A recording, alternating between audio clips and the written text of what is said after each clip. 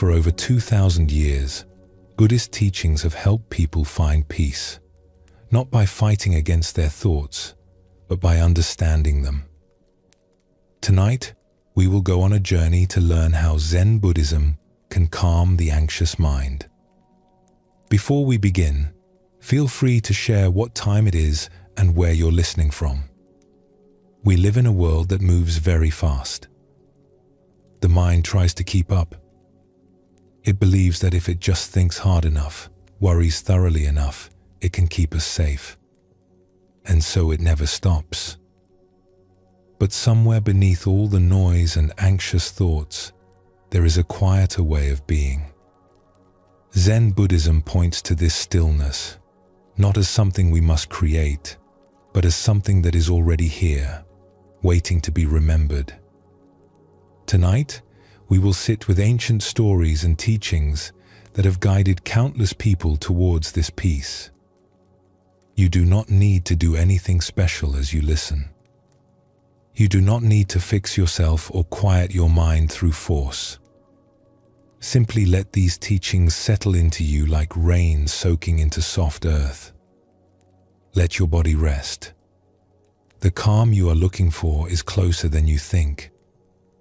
It has been here all along. Relax, and let's begin our journey together. There's movement in your mind right now. Even as you listen, thoughts come and go without your permission. This is simply what minds do, and Zen Buddhism has been studying this phenomenon for over 1,000 years. The ancient teachers called it monkey mind. Picture a monkey swinging through trees, grasping one branch only to immediately reach for the next, never settling, always in motion. This isn't meant as criticism. It's simply an honest observation of how the untrained mind behaves. The Buddha himself spoke of this. He described the mind as wild, difficult to guard, difficult to control. But he also taught that this wildness could be understood, and in understanding it, we find freedom. The trouble comes when we believe we are the monkey, when we identify so completely with every anxious thought that we forget there's something else here too, something watching, something that notices the movement without being swept away by it. Anxiety feels deeply personal. It seems like your particular burden, evidence of something uniquely wrong with you. But Buddhism teaches something different. It suggests that anxiety is less personal than it appears. It's what happens when any human mind gets caught in certain patterns of thinking and reacting. This is where Zen begins. Not with fixing or solving, but with looking. With the simple, radical act of paying attention to how your own mind actually works. There's an old Zen story that has been passed down through generations of teachers and students, and it begins on a misty morning by a river. A man was rowing his small boat across the water at dawn. The air was cool and soft, visibility was poor, but he knew this crossing well. He'd made it hundreds of times. The gentle rhythm of the oars was almost meditative, and his mind was quiet for once. Then, through the fog, he saw another boat approaching. It was heading directly toward him on a collision course. He called out a warning, but the boat kept coming. He waved his arms and shouted louder. Still it approached. He tried to row out of its path, but there wasn't time. The other vessel struck his boat with a solid thud, nearly throwing him into the cold water. The man was instantly furious. His peaceful morning had been shattered. His heart pounded against his ribs. Heat rose to his face. He gripped the side of the other boat, ready to unleash his anger on whoever had been so careless, so reckless, so utterly thoughtless. But when he looked into the boat, it was empty. Just an old vessel that had slipped its moorings somewhere upstream. No captain at the helm. No one to blame. Just weathered wood and river water, drifting wherever the current pushed it. The man stood there, hands still gripping the empty boat, and felt something strange happening inside him. His anger, which had felt so justified and so necessary just moments before, had nowhere to land. There was no time.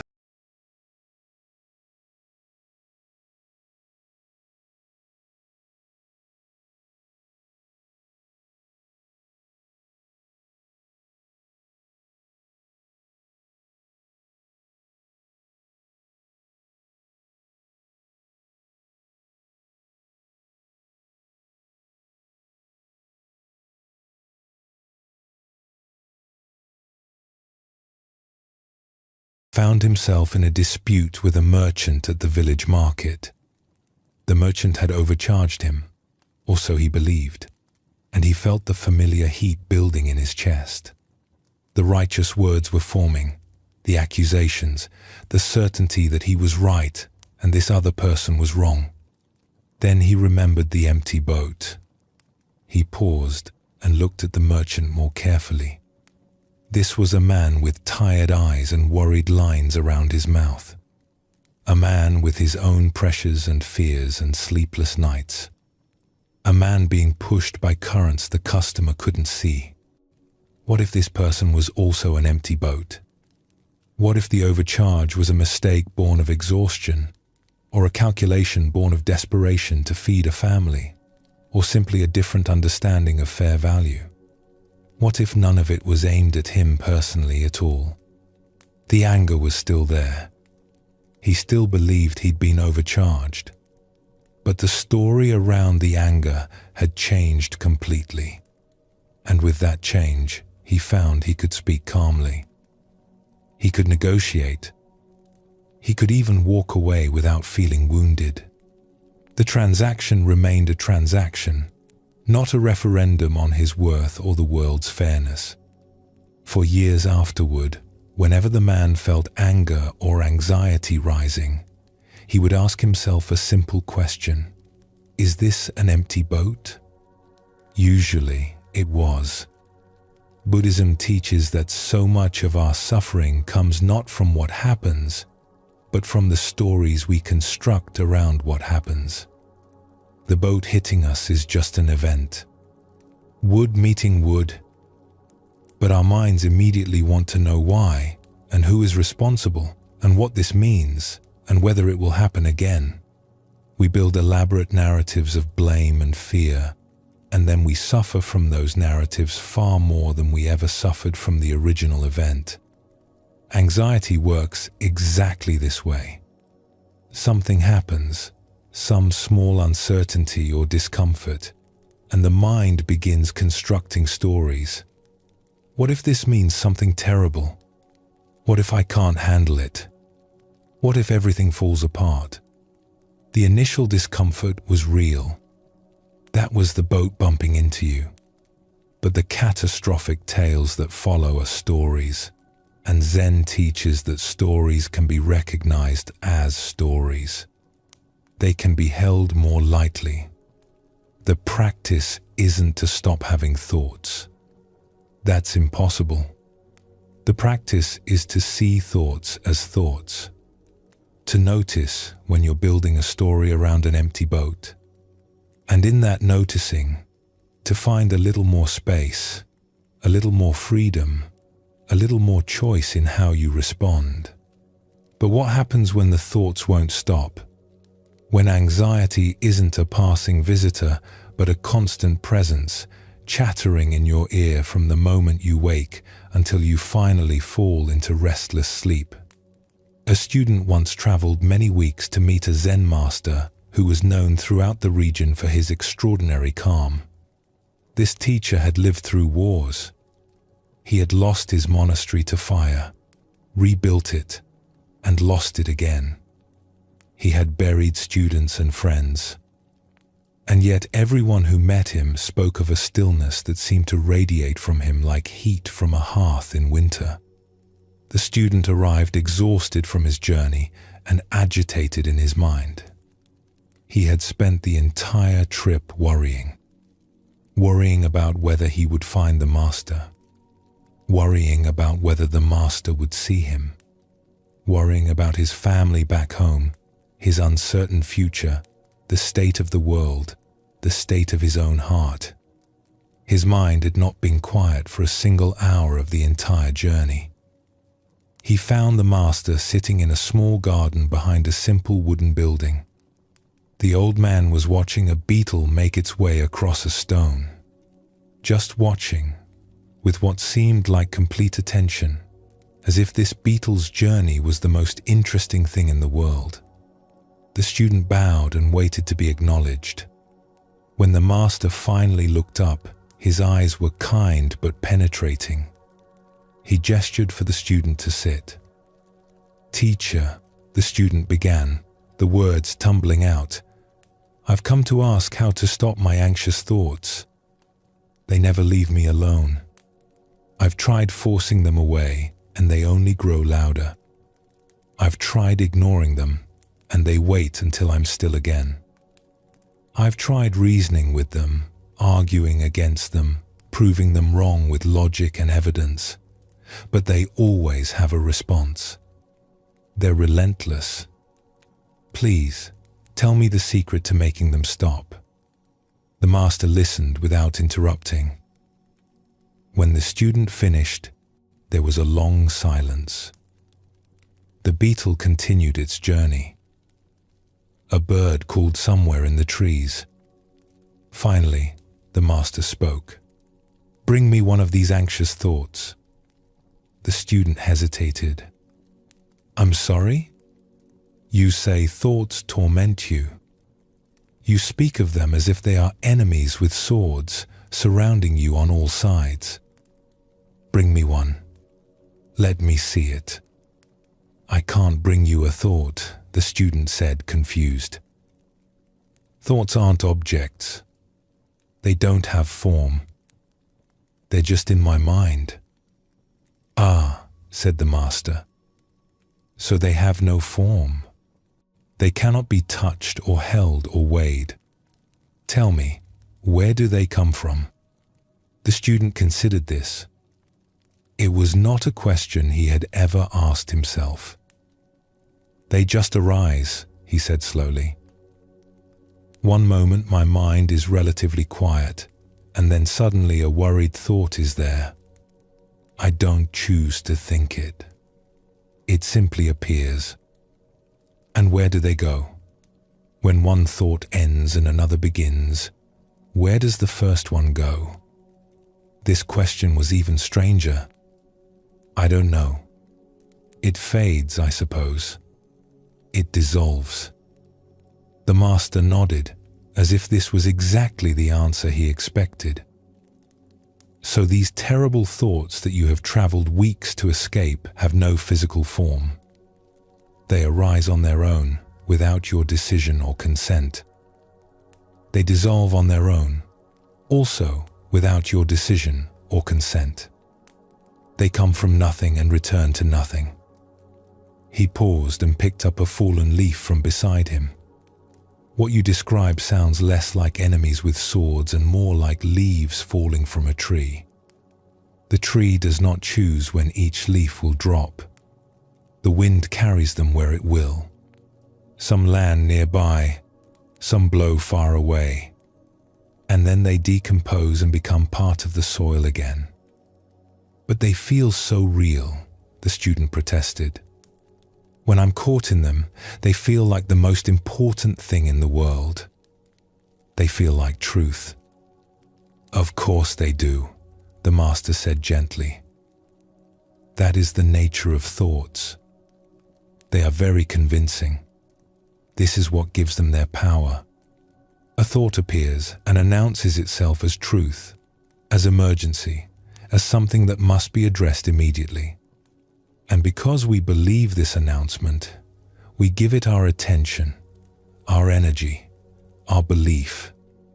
We climb onto the thought like climbing onto a wild horse, and then we are surprised when it carries us somewhere we did not want to go.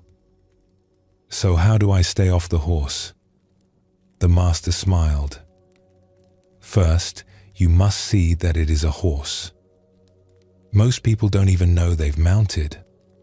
They are so identified with their thoughts that they don't realize there is any separation possible. The thought arises, and they become it completely. They are the anger. They are the fear.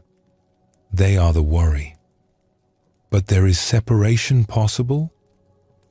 You are experiencing it right now, the master said. We have been sitting here talking for some time. During our conversation, how many anxious thoughts have passed through your mind? The student reflected honestly. There had been many. Worries about his family. Doubts about whether this teaching would help. Concerns about his long journey home. They had come and gone like weather. Many, he admitted. And yet you are still here. You were not carried away by any of them. You noticed them, perhaps, but you did not become them. You did not stand up and run home to check on your family. You did not storm away in doubt. The thoughts arose, and you let them pass, and you remained in this garden with this beetle and this old man. The student realized this was true. The thoughts had been there, but they had not consumed him. They had been more like sounds in the distance than commands he had to obey. The practice is not to stop thinking, the master continued. That is like trying to stop the wind. The practice is to stop believing that every thought requires your complete attention and identification. You are not your thoughts. You are that which is aware of thoughts. Do you understand the difference? I think so, the student said. But how do I remember this when the thoughts are very loud? You forget. And then you remember. And then you forget again. And then you remember again. This is the practice. It is not a destination you arrive at once and then stay forever. It is a returning, over and over, countless times. Every time you notice that you have been lost in thought and you come back to the present moment, that is the practice. That is enlightenment in that moment. Not some special state, but simply waking up from the dream of thought. The student stayed with the master for 3 more days. They did not have many conversations. Mostly the student watched the old man go about his simple tasks. Sweeping the garden, preparing tea, sitting in stillness as the morning light changed to afternoon and the afternoon faded into evening. And in that watching, the student began to understand. The master was not someone who never had thoughts. He was simply someone who had learned to let thoughts come and go without mounting every one like a wild horse. His peace was not the absence of a mind, but a different relationship to the mind he had. On the morning the student left, the master gave him a small gift, a smooth stone from the garden. When you find yourself caught in thoughts, the master said, hold this stone. Feel its weight, its temperature, its texture. Let it remind you that you are here, in this moment, in this body. The thoughts are just weather. You are the sky. There is another story, less famous but equally instructive, about a woman who came to practice at a small temple in the mountains. She was a potter by trade, and her hands knew the feel of clay better than they knew anything else. But her mind was another matter. It spun constantly with worries. Would her kiln fire properly? Would her pot sell at market? Was her daughter making good choices? Was her aging mother being cared for well enough? The questions never stopped, and they had worn grooves in her thinking like water wearing grooves in stone. The teacher at this temple was a woman herself, unusual for that time and place. She had a reputation for unconventional methods and for seeing directly into the hearts of her students. When the potter explained her troubles, the teacher simply nodded and said, "Good. You will work in the kitchen." The potter was confused. She had come for meditation, instruction, for wisdom, for some technique to quiet her racing mind. Instead, she was given vegetables to chop. For 3 days, she chopped vegetables. Carrots, onions, radishes, greens. Her hands, so skilled with clay, felt clumsy with the knife. And all the while, her mind continued its worried spinning. She thought about her business back home.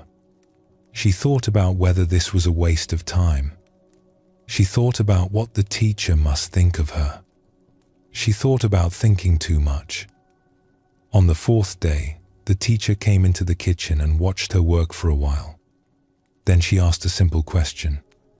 "When you are forming a pot on your wheel, what are you thinking about?" The potter paused, knife in mid-air. She considered the question honestly. "Nothing," she said finally. "When I am at the wheel, I am just at the wheel. My hands know what to do. I am not thinking about the pot. I am making the pot." "And your worries?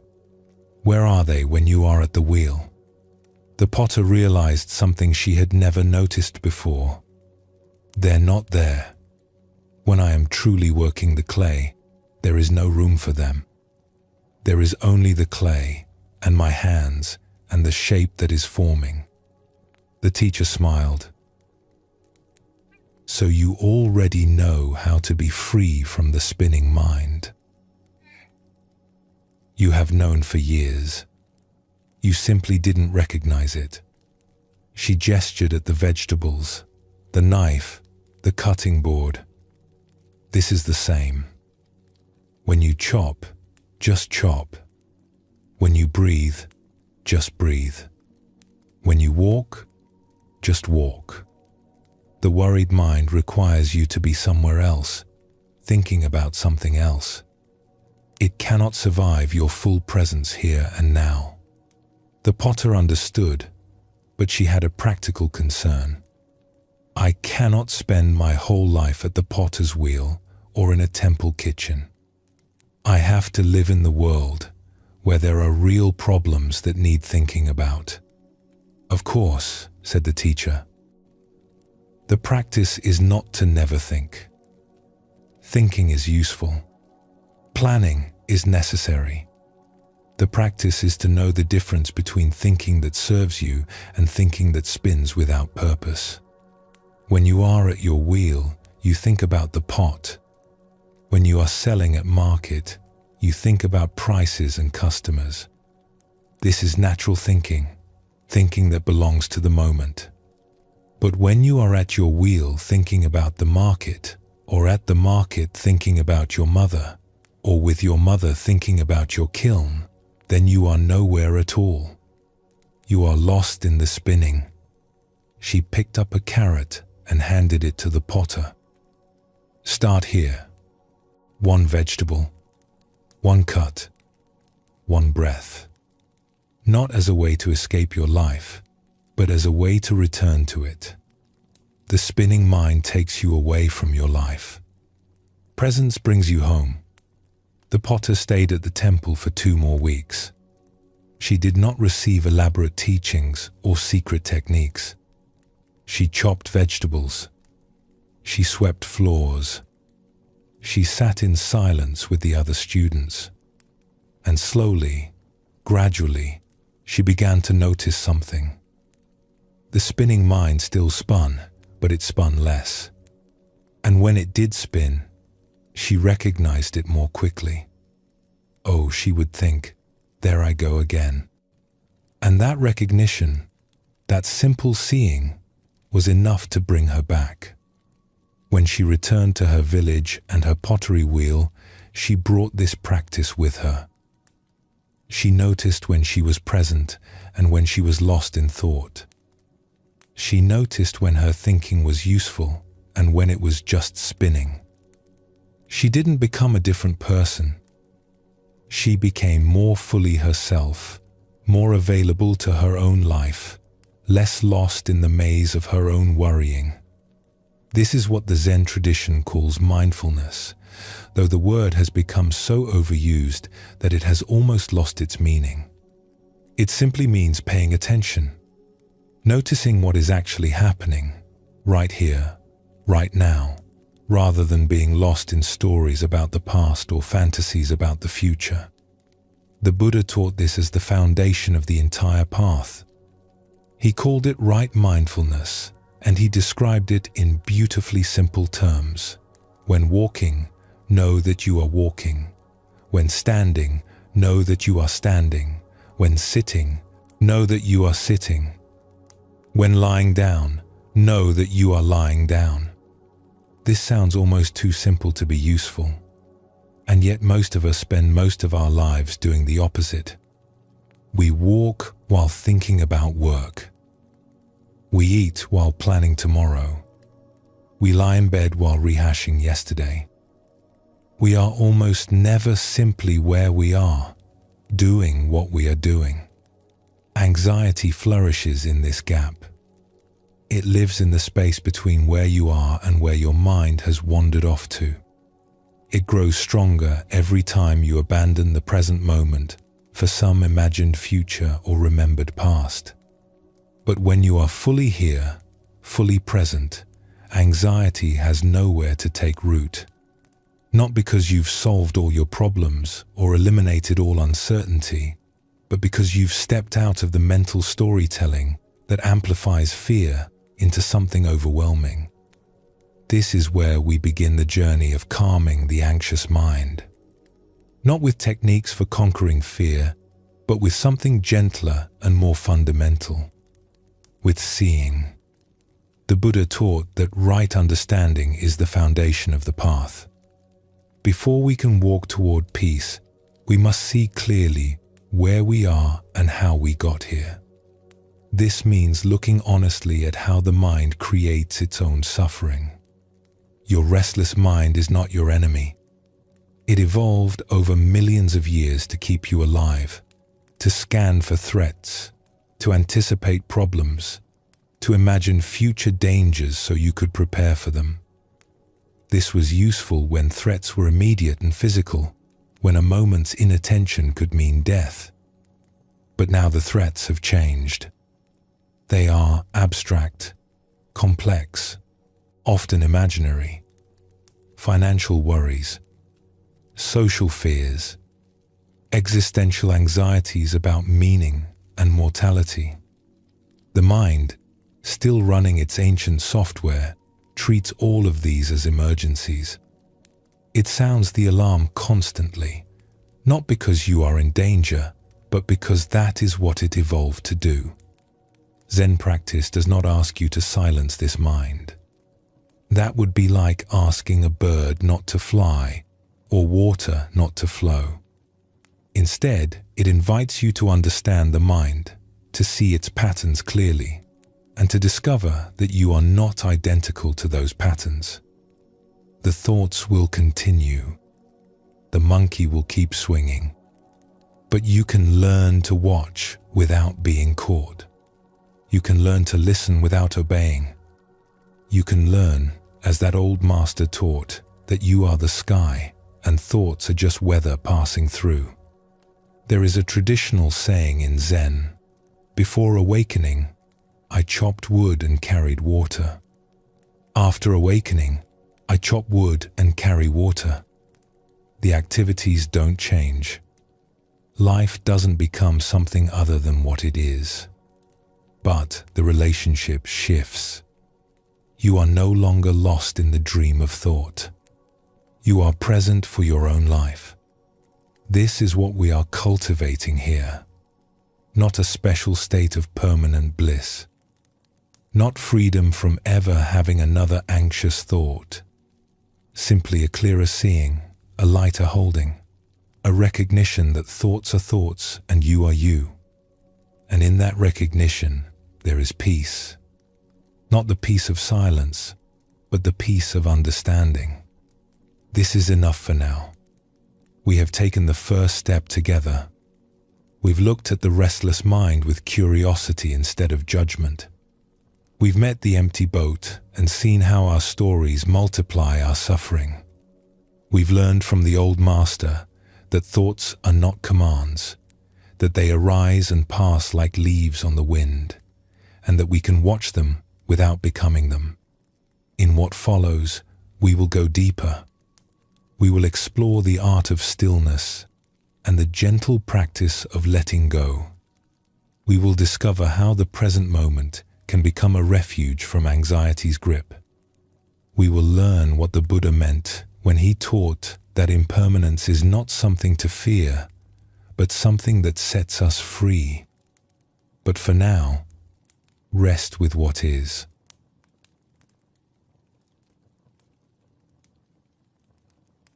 Artifact 2. The art of stillness.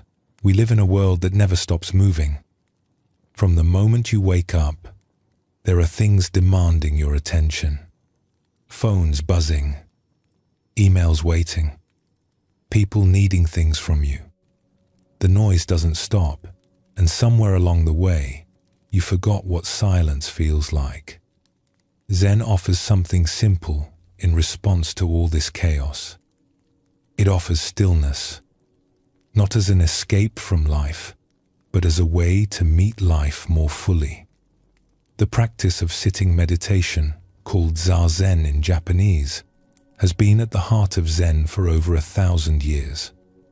But it's often misunderstood. People think meditation is about achieving something, about reaching a special state where thoughts stop and bliss begins, about becoming someone calmer, better, more spiritual. But that's not what Zazen is. Zazen is just sitting, nothing to achieve, nowhere to get to, no special state to reach. You sit down, you breathe, you notice what's happening. That's it. This might sound disappointing if you came looking for magic. But there's something deeply freeing about a practice that asks nothing of you except your presence. You don't have to be good at it. You don't have to quiet your mind or control your thoughts. You just have to show up and sit. The Buddha himself found awakening while sitting under a tree. Not performing elaborate rituals, not studying ancient texts, just sitting, watching, being present with things as they are. There's a reason stillness has been valued by every wisdom tradition in human history. When you stop moving, something has a chance to settle. Like muddy water that becomes clear when you stop stirring it, the mind naturally calms when you give it space. There's an old story from Japan about a tea master named Takeno. He was famous throughout the land for the beauty and precision of his tea ceremony. Lords and warriors traveled great distances just to experience tea prepared by his hands. In his small tea room, time seemed to slow down. The troubles of the world faded away. There was only the steam rising from the cup, the quiet movements, the deep peace that filled the space. But Takeno was not a warrior. He had never held a sword in his life. He knew nothing of combat or fighting. He was simply a man who had devoted his life to the way of tea. One day, while traveling to serve tea at a lord's estate, Takeno accidentally bumped into a young samurai on the street. It was a small thing, barely a touch of shoulders as they passed. But the samurai was in a foul mood, and he took offense. "You have insulted me," the samurai declared loudly, so everyone nearby could hear. "I demand satisfaction. We will duel at dawn tomorrow by the river." Takeno was terrified. He had no training with a sword. He had never been in a fight in his entire life. A duel with an experienced samurai meant certain death. He spent the rest of the day in a panic, his mind spinning through possibilities. Could he run away? Could he hide? Could he find someone to fight in his place? None of these options were possible without bringing shame on himself and his family. Finally, in desperation, he went to visit a sword master who lived in the city. Perhaps this teacher could give him a few quick lessons, some basic technique that might help him survive. The sword master listened to Takano's story and shook his head sadly. There is nothing I can teach you in one night that will save you from an experienced swordsman. If you face him blade to blade, you will die. Takano felt his heart sink. Then there is no hope? The sword master was quiet for a long moment. Then he asked an unexpected question. Tell me about your tea ceremony. What is it like when you prepare tea? Takano was confused by the question, but he answered honestly. When I prepare tea, everything else falls away. There is no past or future. There is only the water, the cup, the movements I have practiced 10,000 times. I am not thinking about anything. I am simply there, completely present, doing what I am doing. And are you afraid when you make tea? Afraid? No. There is no fear.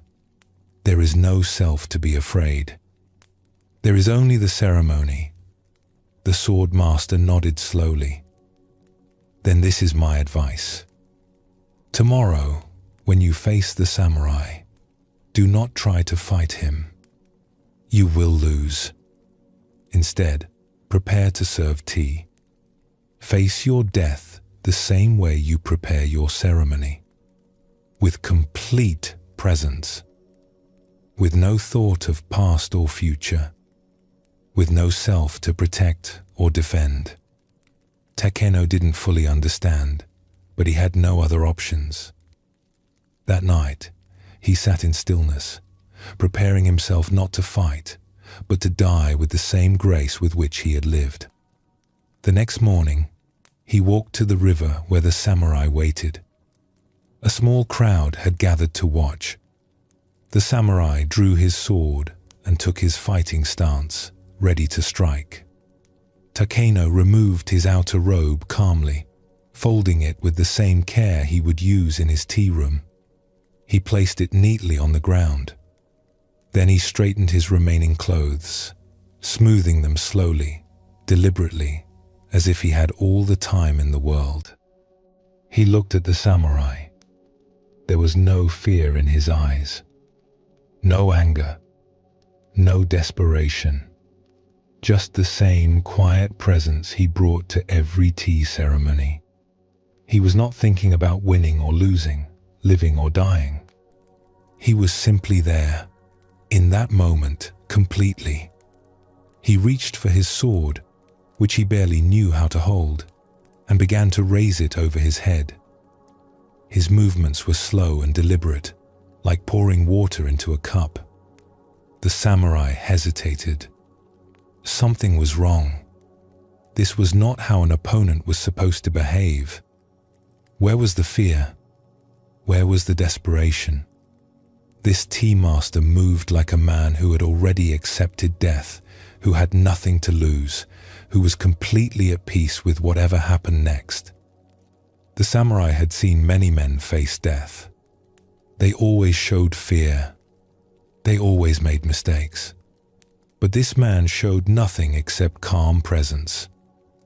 It was unnerving. It suggested a skill, a depth, that the samurai couldn't see or understand. Doubt crept into the samurai's mind. Was this tea master hiding some secret technique? Was his stillness a trap? Long moments passed. Neither man moved. The crowd held its breath. Finally, the samurai lowered his sword. "I withdraw my challenge," he said quietly. "There is nothing to be gained here." He turned and walked away. Takano stood by the river for a long time, still and quiet, feeling the morning sun on his face. This story points to something important about stillness. It's not weakness. It's not passivity. It's not giving up or checking out from life. True stillness is a kind of power. When you are fully present, fully grounded in this moment, you become very hard to push around. The samurai was skilled at fighting fearful opponents. He knew how to exploit their panic, their mistakes, their scattered attention. But he had no idea how to fight someone who wasn't afraid, someone who was simply present. Anxiety scatters us. It pulls our attention in a dozen directions. It makes us weak by making us fragmented. But presence gathers us back together. It gives us access to our full strength, our full clarity, our full capacity to respond. The Zen teacher Shunryu Suzuki, who brought Zen to America in the 1960 seconds, used to say, "In the beginner's mind, there are many possibilities. In the expert's mind, there are few." This points to the same truth. When we approach life with stillness and openness, without our fixed ideas about how things should go, we become more flexible, more adaptable, more alive. Takeno survived not because he learned to fight, but because he learned something more fundamental. He learned that the presence he cultivated in his tea room was available everywhere, even facing death, even in the most terrifying moment of his life. He didn't become a warrior that day. He remained exactly who he was, a tea master, a man of peace. But he discovered that peace itself was a kind of strength that warriors don't understand. This is what meditation practice offers. Not a technique for escaping difficult situations, but training in presence that you can bring to any situation. The stillness you find on the cushion doesn't stay on the cushion. It comes with you into the rest of your life. There was a Zen monk named Ryokan who lived alone in a small hut on a mountainside in Japan about 200 years ago. He owned almost nothing. A few robes, a begging bowl, some brushes for calligraphy. He spent his days writing poetry, playing with the village children, and sitting in meditation. People found his simplicity puzzling. He was a brilliant man, educated and talented, from a wealthy family. He could have had status and comfort. Instead, he chose a leaky hut and a life of poverty. One autumn night, a terrible storm came to the mountain. The wind howled and rain poured down in sheets. The roof of Ryokan's hut began to leak in a dozen places. Water dripped onto his sleeping mat, onto his few books, onto the floor. The wind found every crack in the walls and filled the tiny space with cold. A visitor who had been caught on the mountain by the storm took shelter with Ryokan that night. He expected to find the monk miserable, scrambling to protect his belongings, cursing his bad luck. Instead, he found Ryokan sitting calmly in the corner of his hut, wrapped in his thin robe, watching the storm through the gaps in his walls. "Aren't you upset?" the visitor asked. "Your home is being destroyed.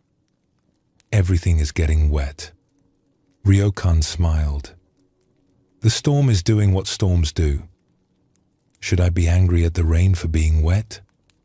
Should I shout at the wind for blowing? But what will you do?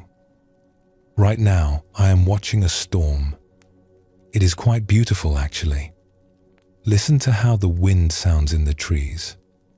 Look at how the lightning makes everything bright for a moment." The visitor was amazed. He had never met anyone who could sit so peacefully in the middle of chaos.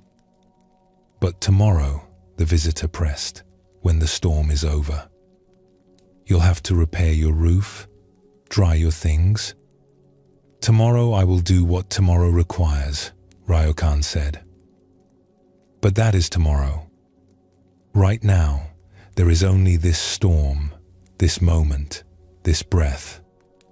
Why would I ruin this moment by worrying about the next one? They sat together through the night. The visitor, despite the cold and wet, found himself strangely peaceful. Something about Ryokan's calm was catching, like warmth from a fire. When morning came and the storm had passed, the visitor helped Ryokan patch his roof. The work was simple and even pleasant. The sun was out, the air was fresh, and they worked in companionable silence. As the visitor prepared to leave, he asked Ryokan one more question. How do you do it? How do you stay so calm when everything is falling apart around you? Ryokan thought for a moment. The storm is outside, he said finally. But in here, he touched his chest, it is always still. I have learned to live from here, from this quiet place. The world can rage all it wants.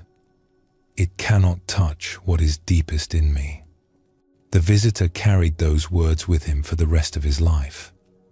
Years later, when he faced his own storms, he would remember that leaky hut, that calm monk, that simple teaching. The storm is outside. Inside, it is always still. Ryokan was not pretending the storm wasn't happening. He wasn't using positive thinking to convince himself everything was fine. His roof really was leaking. His things really were getting wet. He would really have work to do when morning came. But he understood something that most of us miss. Suffering comes not from the storm itself, but from our argument with the storm. From our insistence that this shouldn't be happening. From our mental time travel into tomorrow's problems while we're still in today. The rain was just rain. The wind was just wind. His mind was the thing that could turn rain into disaster, wind into tragedy. And his mind was also the thing that could simply let rain be rain. This is what Buddhist teachers mean when they talk about acceptance. Not resignation, not giving up, but stopping the war with reality. The storm is here. It's already here. Fighting against its existence doesn't make it go away. It just adds a layer of suffering on top of the original discomfort. Ryokan had practiced stillness for so many years that he could find it even in chaos. This didn't make his life easier in any material sense. He was still poor. His hut still leaked. But he had found something that poverty couldn't touch and storms couldn't shake. This is what all the meditation masters point to. There is a stillness inside you that cannot be disturbed by circumstances. It's not something you have to create or achieve. It's already there, waiting to be noticed. When you sit in meditation, you're not building this stillness. You're uncovering it. Layer by layer, you let go of the noise and activity and worry, and what remains is a quiet that was there all along. The Buddhist tradition calls this our true nature. It's not something special that only monks and masters possess. It's what you are, underneath all the doing and thinking and worrying. The clouds may cover the sky, but the sky is always there. The waves may churn on the surface, but the ocean depths remain calm. You've probably touched this stillness before, even if you didn't have a name for it. Maybe it was a moment in nature when everything suddenly felt peaceful and right. Maybe it was holding a sleeping child and feeling time stop. Maybe it was a moment of deep focus when the busy mind finally fell quiet. These moments show you what's always available. The practice of meditation just helps you find your way there more reliably, more often. eventually even in the middle of a storm. There's a common misunderstanding about meditation that's worth addressing. Many people believe that good meditation means having no thoughts. They sit down, thoughts arise, and they think they're doing it wrong. But the Zen masters are very clear about this. The point is not to stop thinking. The point is to change your relationship with thinking. Thoughts will come.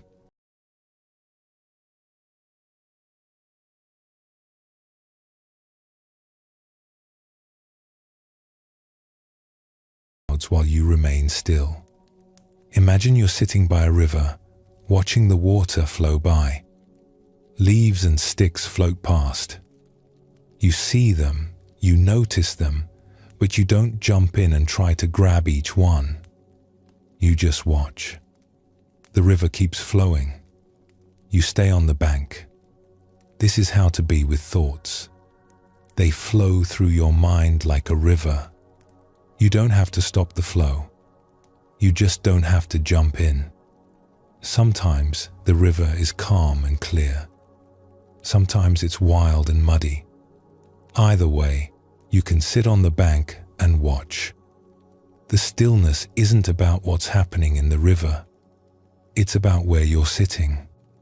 The world will keep moving. Phones will keep buzzing. People will keep needing things from you. Nothing we've talked about will change that. But you can change. You can learn to carry stillness with you even when everything around you is in motion. Like Takeno facing the samurai. Like Ryokan sitting in the storm. You can find that place inside where it's always quiet, and you can learn to live from there. This doesn't mean becoming passive or withdrawn. The most peaceful people are often the most effective. When you're not wasting energy on anxiety and distraction, you have more to give. When you're fully present, you see more clearly and respond more wisely. Stillness is not the opposite of action. It's the ground from which right action arises. Think about the most effective people you know. Not the busiest ones, but the ones who actually get things done well. Often, there's a quality of calm about them. They're not rushing around in a panic. They're not scattered and frantic. They move with purpose and presence. This is what the Buddhist tradition calls wise action. It comes from stillness, not from agitation. When you're calm, you see the situation clearly. You respond to what's actually happening, not to your fears about what might happen. You don't waste energy on worry or distraction. Everything goes where it's needed. The anxious mind tells you that you need to worry in order to be prepared. That if you stop being vigilant for one moment, something terrible will slip past your defenses. But this is a lie. Worry is not preparation. It's just suffering in advance. True preparation comes from presence, from seeing clearly, from being grounded enough to respond to what actually arises instead of fighting imaginary battles in your head. We began by talking about a world that never stops moving. But here's what the Zen masters discovered. You don't need the world to stop. You just need to stop yourself, even briefly, even for a few breaths. In that stopping, something settles. In that settling, something opens. In that opening, you remember what you already are. Not the busy person running from task to task. Not the worried mind spinning through problems. But the stillness underneath all of that. The awareness that was there before the noise began and will be there after it ends. This stillness is your birthright. It's not something you have to earn or achieve. It's simply something to uncover, to return to remember. And with practice, with patience, with the gentle discipline of showing up again and again, it becomes more available. Not just on the cushion, but in the kitchen. Not just in silence, but in noise. Not just when life is easy, but right in the middle of the storm. That's what we're learning here. That's what all of this is pointing to. You carry peace with you already. You just have to remember where you put it. Take a breath and feel your body resting. Let that be enough for now.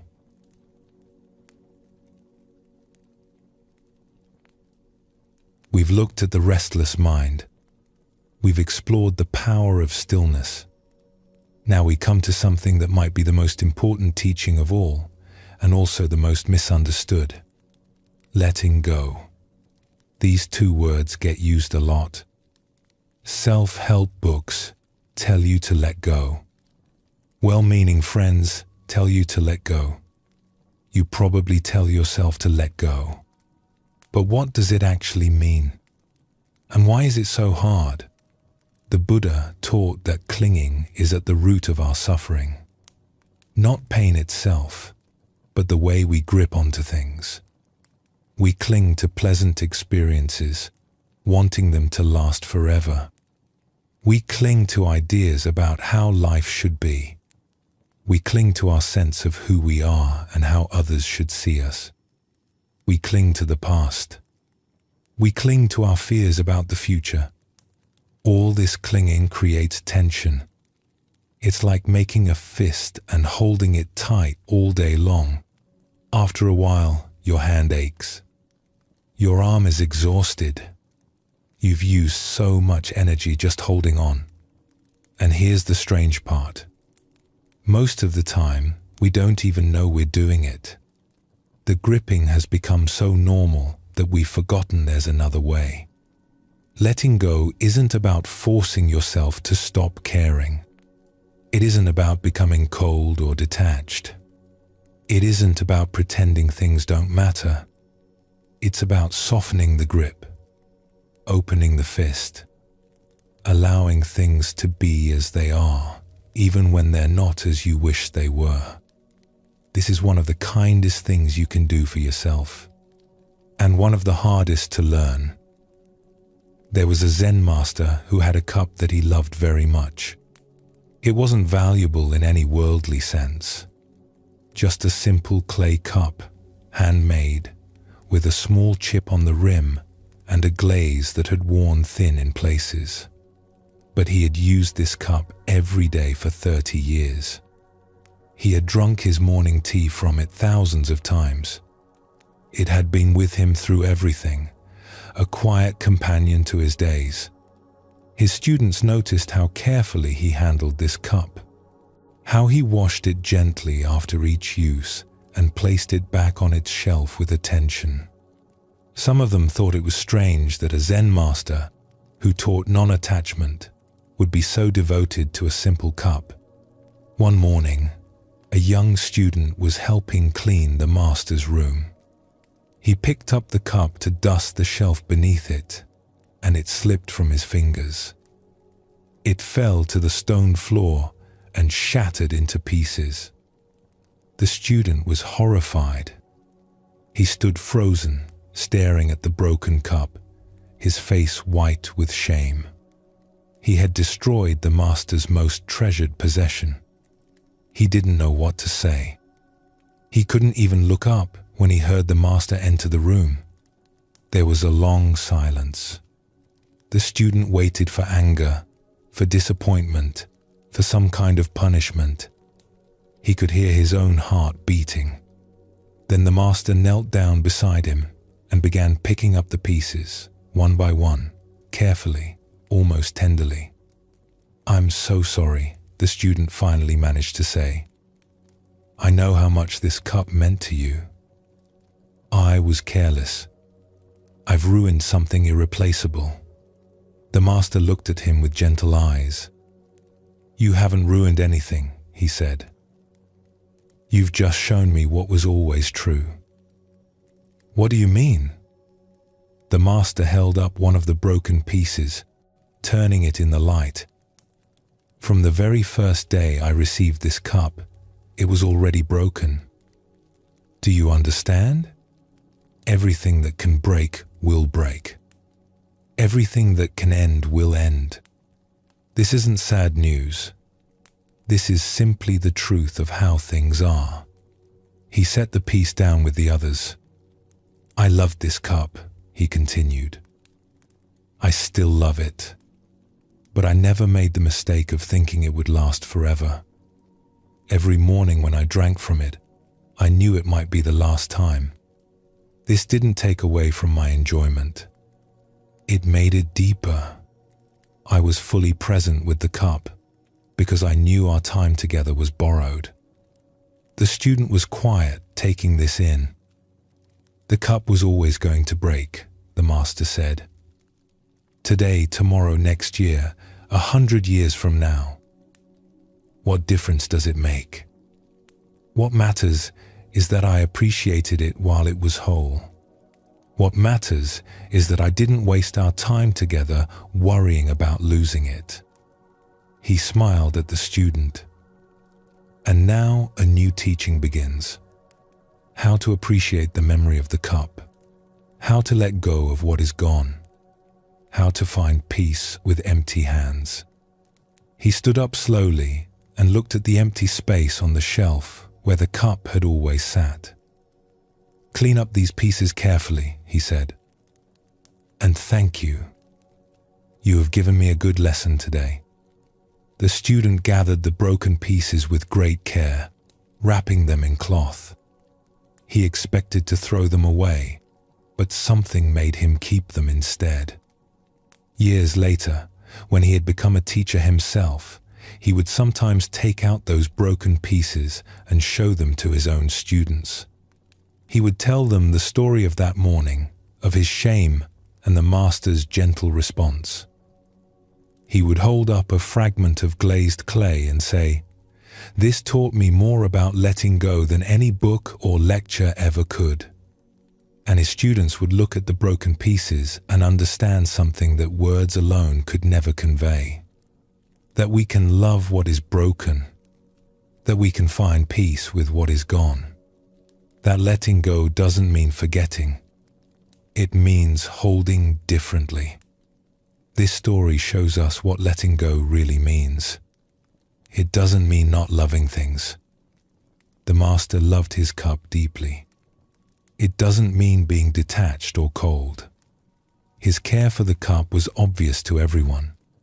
What it means is not adding extra suffering on top of the natural flow of life. Things come and things go. That's just how it is. When we accept this deeply, we can love fully without the constant fear of loss poisoning our experience. The Buddha called this kind of clinging upadana. It's the grasping that says, this must stay exactly as it is. This must not change. I cannot be okay unless things remain the way I want them. But nothing remains. Everything changes. And when we demand permanence from an impermanent world, we set ourselves up for endless suffering. Letting go is simply aligning yourself with reality, not fighting against the nature of things, not exhausting yourself trying to hold back the tide. The master wasn't pretending the cup didn't matter. He was saying, it mattered and it's gone, and I can be at peace with both of those truths. There's another story, simpler but equally powerful, about a teacher and her student. This student had been practicing meditation for several months. She was earnest and dedicated, sitting every morning before dawn, following all the instructions carefully. But she wasn't finding the peace she was looking for. If anything, she felt more frustrated than when she began. One day, she came to her teacher in distress. "I'm doing everything right," she said. "I sit in the correct posture. I follow my breath. I try so hard to let go of my thoughts. But nothing is working. My mind is just as busy as ever. I feel like I'm failing at this." The teacher listened quietly. Then she asked the student to hold out her hand. The student did so, palm up. The teacher placed a small stone in the student's palm. "Close your hand around this," she said. "Hold it tightly." The student made a fist around the stone. "Now, I want you to let go of the stone." The student opened her hand. The stone sat in her palm. "No," said the teacher. "You haven't let go. The stone is still there." The student was confused, but I opened my hand. I stopped gripping. "Yes, you stopped gripping." But letting go isn't just about opening your fingers. Turn your hand over. The student turned her hand palm down. The stone fell to the ground. "That is letting go," said the teacher. "It's not just releasing your grip. It's allowing things to fall away completely. It's not holding on with one hand while pretending to release with the other." She looked at the student kindly. "You say you are trying hard to let go of your thoughts. But trying hard and letting go are opposites. You cannot force yourself to release something. The effort itself is a kind of gripping." The student sat with this for a moment. "So, what do I do?" Stop trying to let go. Just let go. There's a difference. When a leaf falls from a tree, it doesn't try to fall. It just falls. When you exhale, you don't try to release the breath. You just release it. She picked up the stone and handed it back to the student. "Practice with this. Hold it. And then simply let it go. Don't think about letting go. Don't make a project of letting go. Just open your hand and let what falls, fall." The student took the stone home and practiced just as her teacher suggested. She would hold the stone, feel its weight, notice her grip, and then she would simply turn her hand over and let it drop. At first, it felt too simple. She kept waiting for some deeper technique, some secret teaching that would make everything click. But her teacher just told her to keep practicing with the stone. After a few weeks, something started to shift. She noticed that the act of releasing the stone was beginning to echo through her practice. When a thought arose during meditation, she found herself able to let it go the same way she let go of the stone. Not fighting it, not pushing it away, just allowing it to fall from her awareness naturally. She realized that all her striving had been another form of holding. She had been gripping her idea of what meditation should feel like, what progress should look like, what peace should feel like. And all that gripping was the very thing preventing her from finding what she sought. One morning, she came to her teacher with tears in her eyes, but they were tears of relief. "I finally understand," she said. "I was holding on to letting go. I was trying to achieve non-attachment. The contradiction was right there all along, but I couldn't see it." Her teacher smiled. "And now? Now I just sit. Thoughts come and I let them go. Feelings come and I let them go. I'm not trying to get anywhere. I'm just here." "Good," said the teacher. "You have learned the lesson of the stone." This teaching points to something important. Letting go is not another thing to do. It's not a task to accomplish or a goal to achieve. It's more like an allowing, a softening, a stopping of the effort to hold on. We make it so complicated. We think we need special techniques, the right words, the perfect moment. But letting go is the most natural thing in the world. We do it every time we exhale. We do it every time we fall asleep. We do it every time we set something down.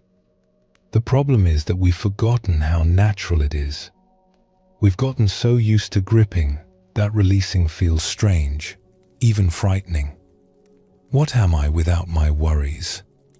Who am I if I'm not holding on to my stories, my grievances, my fears? These questions can feel threatening.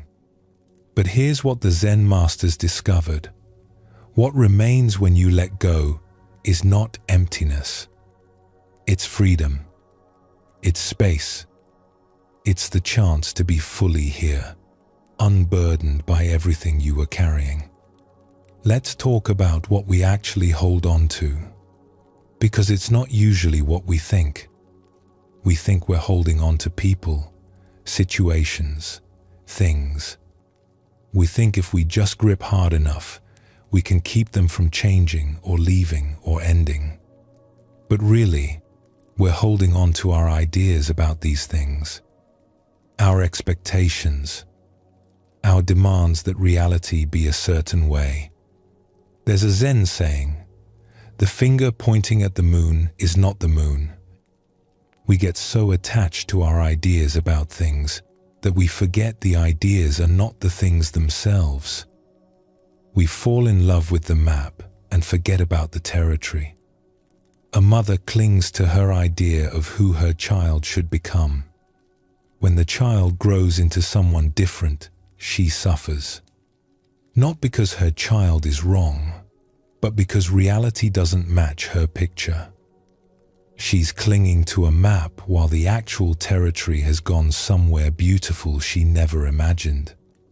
A man clings to his idea of what a successful career looks like. When his path takes an unexpected turn, he suffers. Not because the new path is bad, but because it's not what he had imagined. He's still carrying an old map while standing in new and potentially wonderful country. We cling to the idea that we should be further along by now, that life should be easier, that people should treat us differently, that we shouldn't have to feel this way. All these shoulds, all these demands, they're the real source of our gripping. And they're all in our minds. They're not in reality. Reality is just doing what it does. We're the ones arguing with it. This is what Buddhist teachers mean when they talk about the difference between pain and suffering. Pain is inevitable. Bodies get sick. Hearts get broken. People we love go away. That's the nature of human life, and no amount of spiritual practice will change it.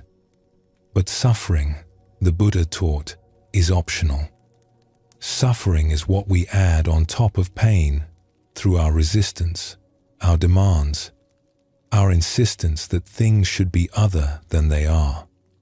Pain is the wound. Suffering is picking at the wound, refusing to let it heal, making it worse with our constant attention and upset. When we let go of our demands, we don't let go of the pain. We let go of the suffering. We allow the wound to be a wound, to heal in its own time, without adding more damage through our struggle against it. Letting go, then, is mostly an inner movement. It's releasing the ideas, the expectations, the demands. It's allowing reality to be what it is, without requiring it to be something else first. This doesn't mean you become passive or stop working toward things you care about. The Buddha was very active. He walked hundreds of miles. He taught for 45 years. He helped countless people. But he wasn't attached to outcomes. He did what he could, and he let go of the rest. This is the middle path. Not pushing and forcing and demanding.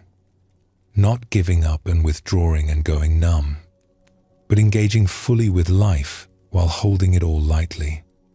There's a practice in Buddhism called metta, usually translated as loving kindness. It involves silently repeating phrases of goodwill toward yourself and others. May you be happy. May you be peaceful. May you be free from suffering. At first glance, this might not seem related to letting go, but there's a deep connection. When you practice metta towards someone you're struggling with, you're letting go of your grievance. You're releasing the grip of resentment. You're not saying what they did was okay. You're just choosing not to carry the burden of anger anymore. When you practice metta toward yourself, you're letting go of harsh self-judgment. You're releasing the idea that you need to be perfect to be worthy of kindness.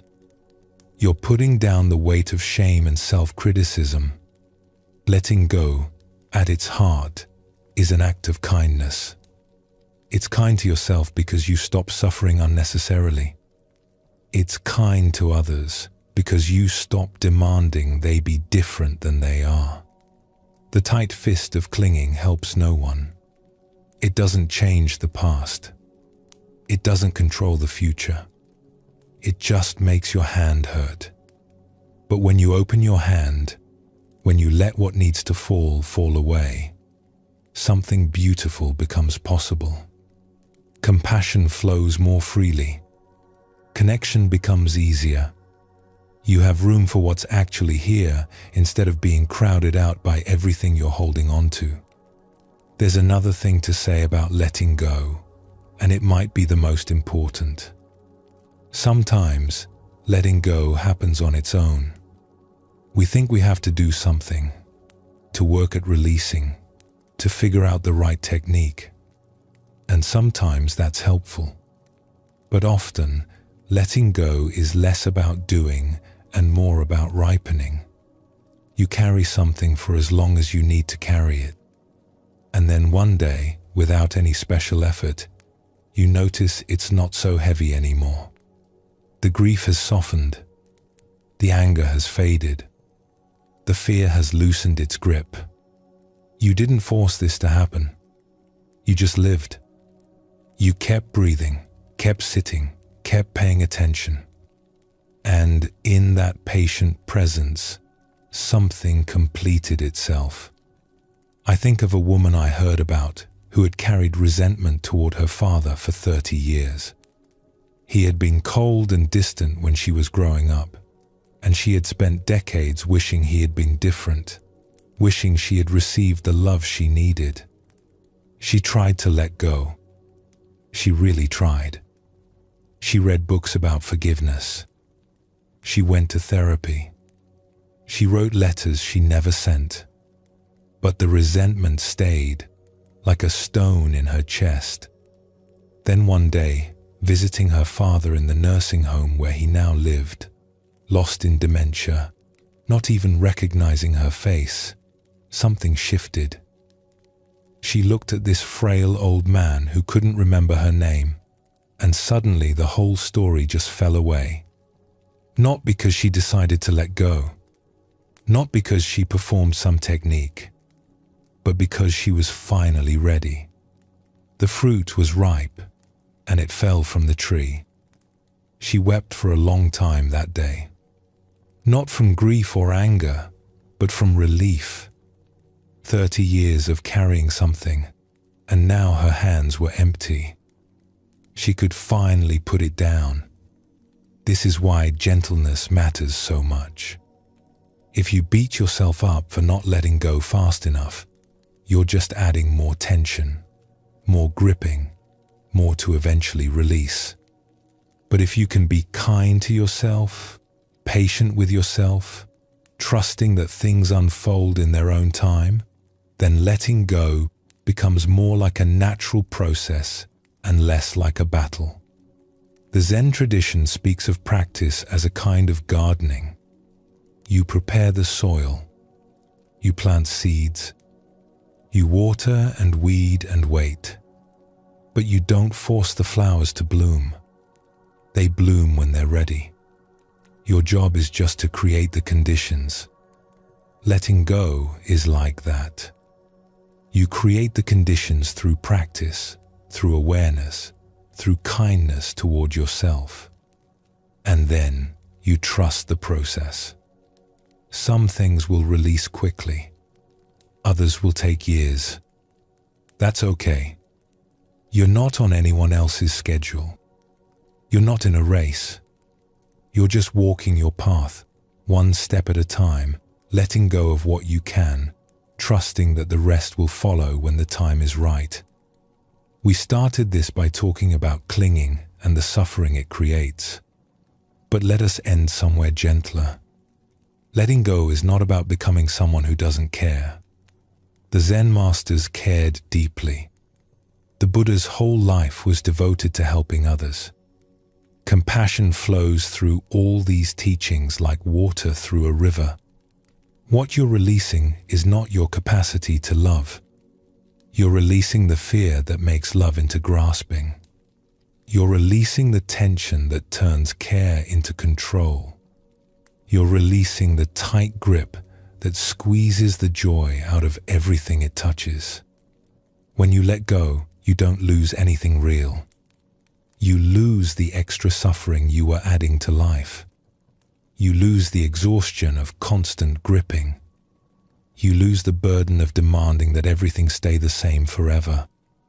And what you gain is space, room to breathe, freedom to be present for what's actually here, the ability to love fully without being imprisoned by fear. The master loved his cup more after he understood it would break someday. The student found peace only when she stopped trying so hard to achieve it. This is the paradox of letting go. In releasing, we receive. In opening our hands, we find they're full. Notice where you might be holding on right now. And with great gentleness, see if you can soften just a little.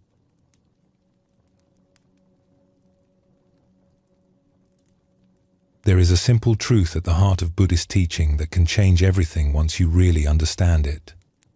Anxiety cannot exist in the present moment. It seems to exist here. It feels like it's happening now.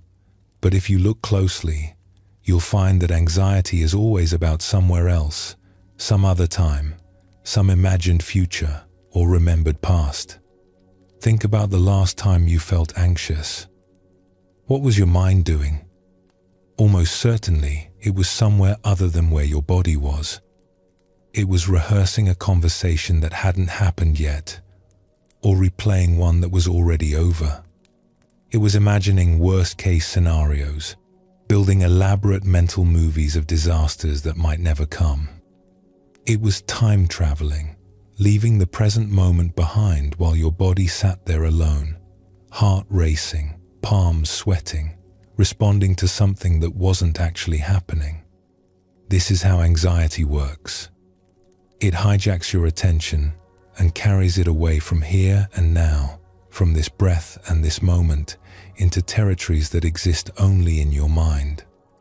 And as long as you follow it there, as long as you believe that the imagined future is real and demands your immediate attention, anxiety will continue to run your life.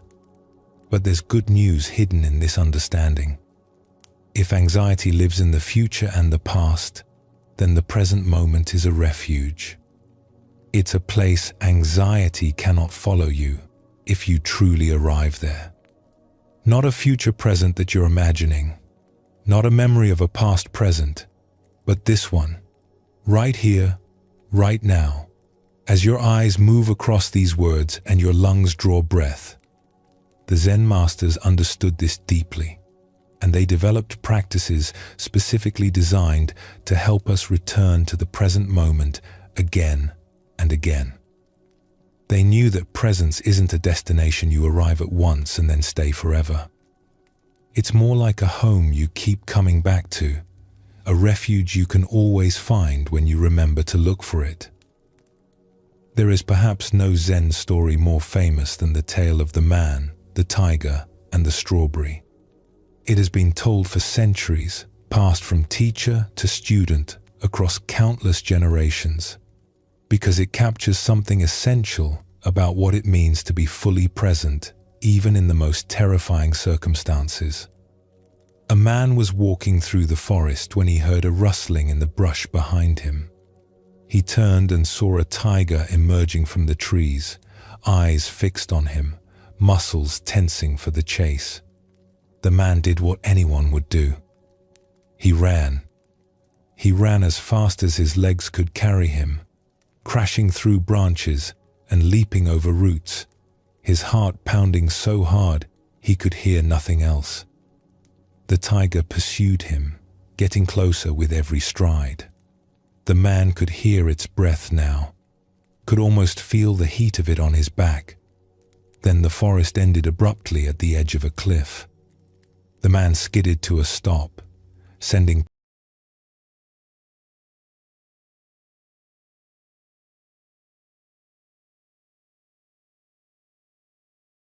He looked down at the cliff, a sheer drop into rocky darkness.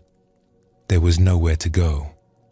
But then he noticed a thick vine growing over the edge of the cliff, snaking down into the mist below. Without thinking, he grabbed the vine and swung himself over the edge, beginning to climb down as quickly as he could. The tiger arrived at the top and paced back and forth, growling in frustration but unable to follow. The man breathed a momentary sigh of relief. But then he looked down and saw something that turned his blood cold. At the bottom of the cliff, barely visible through the mist, another tiger waited. It had heard the commotion and come to investigate, and now it sat there patiently, looking up at him, knowing that eventually he would have to come down. So there he hung, suspended between two tigers, clinging to a vine over an abyss. And then, as if his situation weren't desperate enough, he heard a small sound above him. He looked up and saw two mice, one white and one black, gnawing at the vine where it attached to the cliff top. With each bite, the vine frayed a little more. It was only a matter of time before it gave way entirely. The man closed his eyes. Tiger above, tiger below, mice chewing through his only lifeline. There was absolutely nothing he could do. No escape, no solution, no way out. This was it. And then, when he opened his eyes, he noticed something he had missed before. Growing from a crack in the cliff face, just within reach of his hand, was a single wild strawberry plant. And on it, one perfect red strawberry, glistening with morning dew. He looked at the tiger above. He looked at the tiger below. He felt the vine tremble as the mice continued their work. And then he reached out, plucked the strawberry, and put it in his mouth. How sweet it tasted. The story ends there. We don't know what happened next. Perhaps the vine broke and the man fell. Perhaps one of the tigers lost patience and found a way down the cliff. Perhaps, in a turn that the story doesn't bother to include, he was somehow rescued. It doesn't matter. The story isn't interested in what happened next. It's only interested in that one moment, that one strawberry, that one act of complete presence in impossible circumstances. This story disturbs people sometimes. They want the man to escape somehow, to find a clever solution, to be rescued at the last moment. The lack of resolution feels unsatisfying, even cruel. But the story isn't about escape. It's about something far more important. The man in the story is all of us. The tigers are all the dangers and difficulties that threaten us from every direction. Past regrets and future fears, illness and loss, and the certainty of death.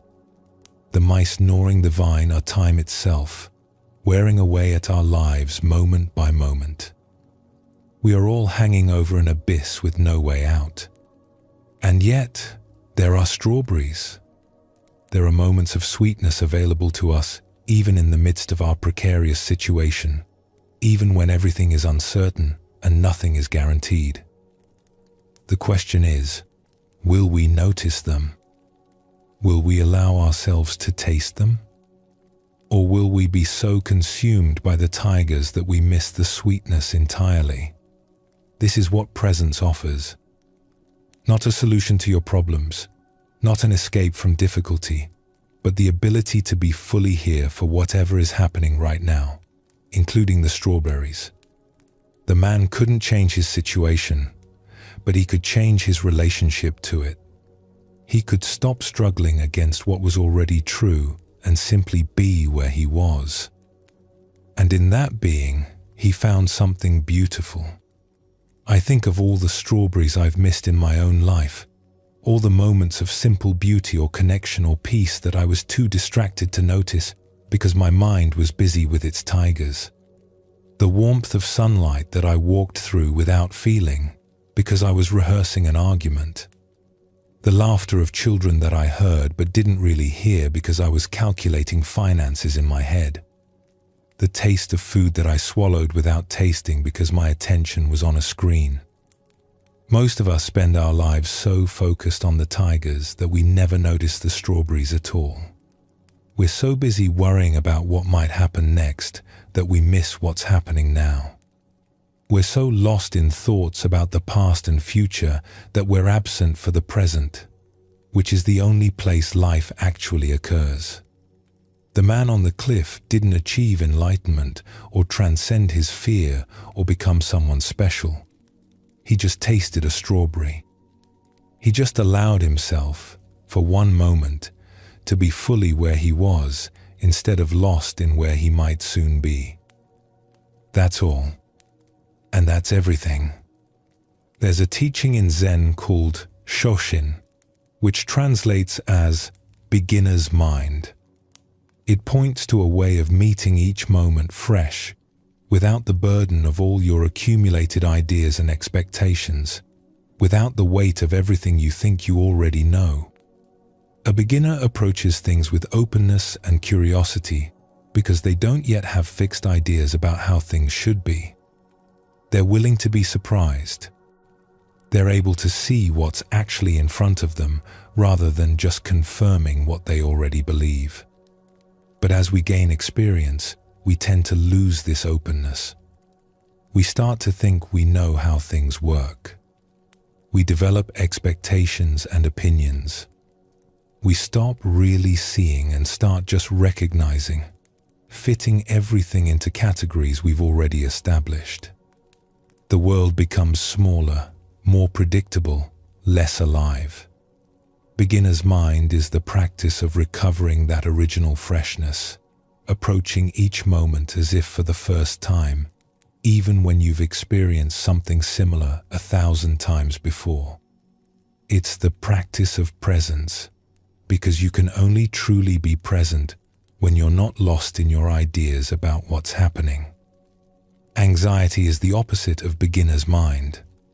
Anxiety approaches each moment loaded with expectations.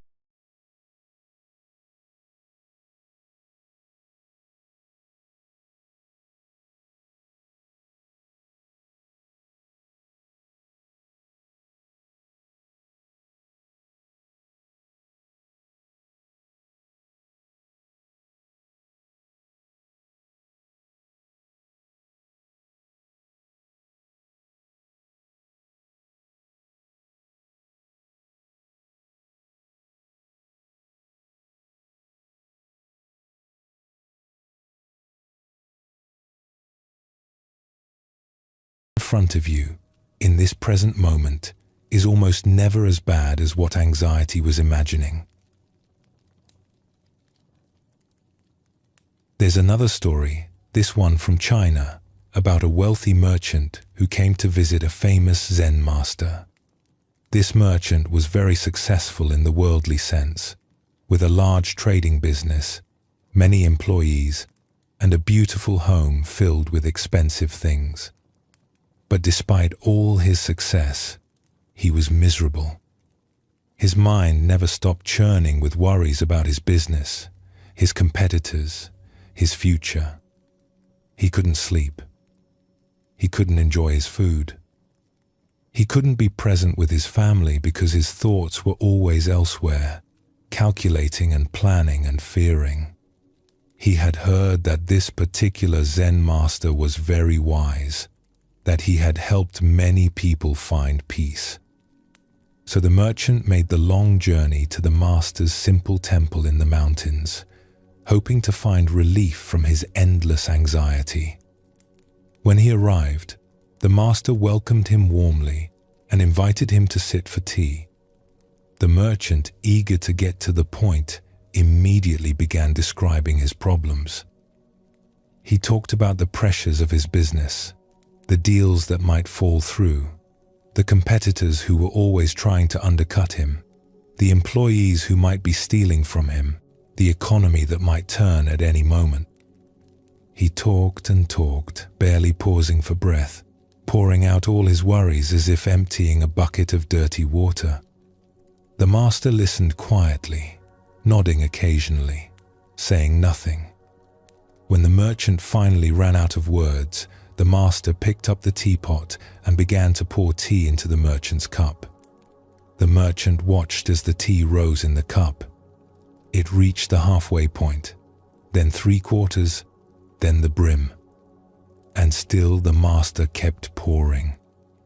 The tea overflowed the cup and spilled onto the table, running across the surface and dripping onto the floor. "Stop," the merchant exclaimed. "Can't you see the cup is full? No more will go in." The master set down the teapot and smiled. "Yes," he said gently. "And you are like this cup. You come to me asking for wisdom, for peace, for a way out of your suffering. But you are already so full of your own opinions and worries and plans that there is no room for anything new to enter. How can I give you anything when there is nowhere for it to go?" The merchant was quiet for a moment, looking at the tea still dripping from the edge of the table. Something in his chest loosened slightly, though he couldn't have said what. "What do I do?" he asked, his voice softer now. "First, you empty the cup," said the master. "Not all at once, perhaps, but little by little. You begin to notice when you are full, when your mind is overflowing with thoughts and worries, and you practice setting some of them down. You make space. You create room for silence, for presence, for something other than the endless noise of your own thinking. But how? My worries are real. My business really could fail. My competitors really are trying to take my customers. How can I just ignore these things?" The master shook his head. "I'm not asking you to ignore anything. A thought is not a problem. A worry is not a problem. The problem is when your mind is so crowded with thoughts and worries that there's no space left for anything else. You've filled your cup so completely that you can't even taste the tea." He gestured at the cup, still surrounded by the puddle of overflow. "When you drink tea, just drink tea. Don't drink your worries about tomorrow's meeting. Don't drink your regrets about yesterday's decision. Just taste what's in your mouth. Feel the warmth of the cup. Be here with this simple experience. That is where peace lives. Not in solving all your problems, not in eliminating all uncertainty, but in being fully present for this one moment, whatever it contains." The merchant stayed at the temple for 3 days. He didn't receive elaborate teachings or secret techniques. He simply practiced being present. He drank tea and just drank tea. He ate meals and just ate meals. He walked in the garden and just walked in the garden. At first, his mind rebelled. It kept pulling him back to his worries, back to his endless planning and calculating. But the master had given him a simple instruction. Whenever you notice you've drifted away, just come back. Don't fight the drifting. Don't judge yourself for it. Just notice and return. By the third day, something had shifted. The merchant still had thoughts about his business, but there was more space around them now. They didn't fill his entire cup anymore. There was room for other things too. Room for the taste of tea. Room for the beauty of sunlight on leaves. Room for a moment of simple peace in the midst of his complicated life. When he left, the master gave him one final teaching. "The cup will fill again," he said. This is the nature of the human mind. It loves to think, to plan, to worry. Don't be discouraged when you find your cup overflowing once more. Just notice it and empty it again. This is not failure. This is the practice. The merchant bowed deeply, something he would not have done 3 days earlier, when he had arrived full of self-importance and urgency. "One more thing," the master said. "Don't wait until the cup is overflowing to empty it. Don't wait until you are drowning in your thoughts before you remember presence. Practice a little every day. Drink 1 cup of tea with full attention. Take 1 walk where you notice what's around you, instead of planning your next move.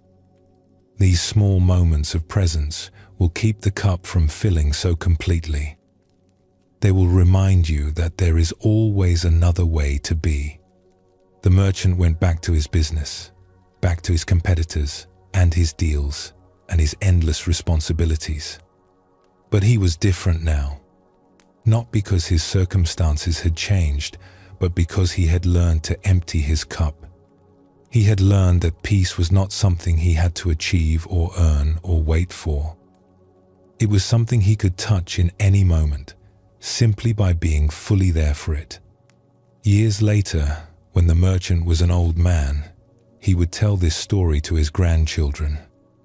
He would pour tea until the cup overflowed, making them laugh at the mess, and then he would explain what the master had taught him. He would say that it was the most valuable teaching he ever received, worth more than all the gold he had earned in his long career.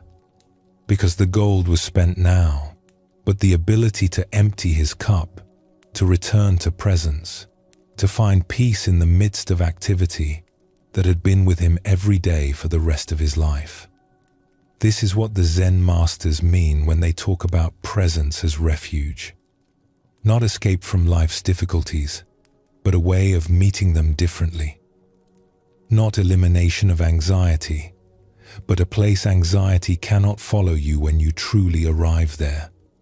The present moment is almost always okay.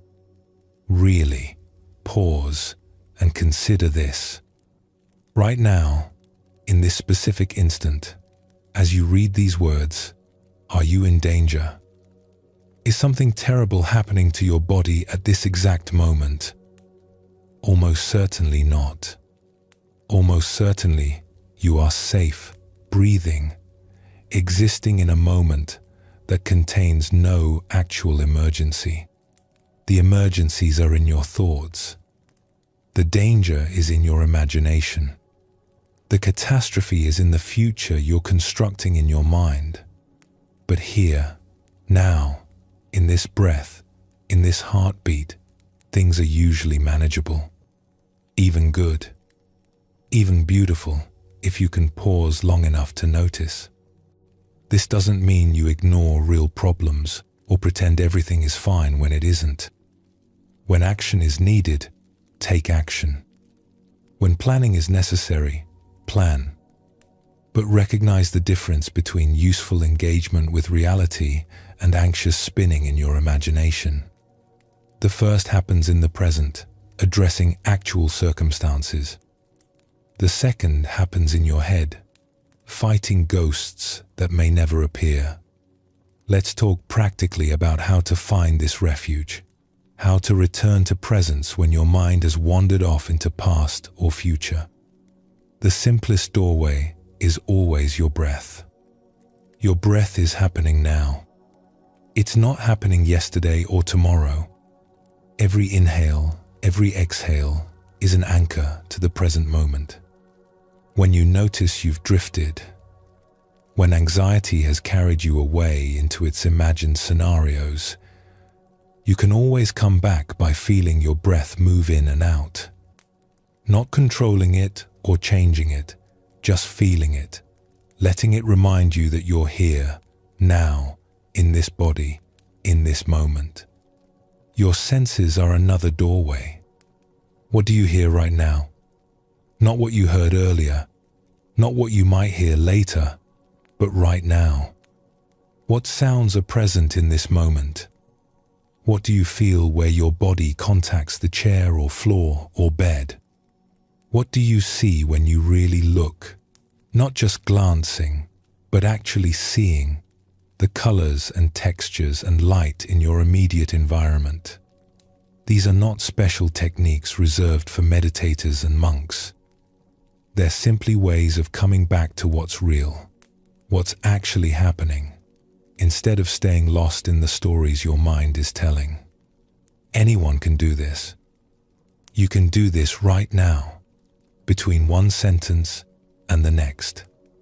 Just feel your breath. Just notice what you hear. Just look at what's in front of you. That's presence. That's the refuge. The practice is not about staying present forever. That's not how human minds work. You will drift away 1,000 times a day.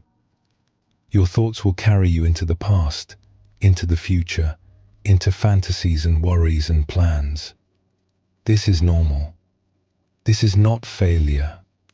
The practice is about returning. Every time you notice you've drifted, you have a choice. You can follow the thought further into its imagined territory, or you can come back.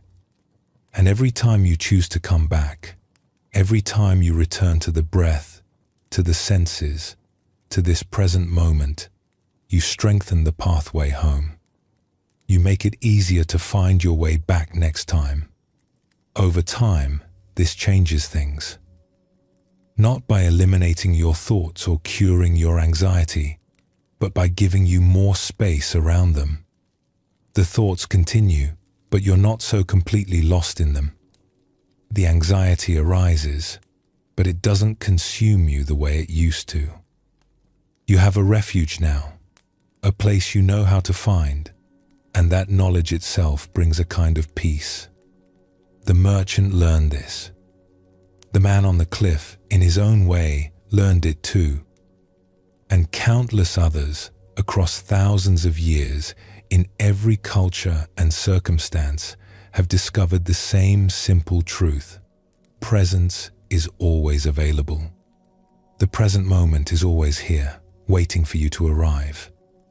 No matter how far your mind has wandered, no matter how full your cup has become, you can always come back. You can always begin again. There's something else important to understand about presence, something that might seem paradoxical at first. Being fully present doesn't mean everything feels good. Presence isn't about curating your experience to include only pleasant sensations and peaceful feelings. It's about being willing to be here for whatever is actually happening, including the difficult stuff. Sometimes what's present is grief. Sometimes it's fear.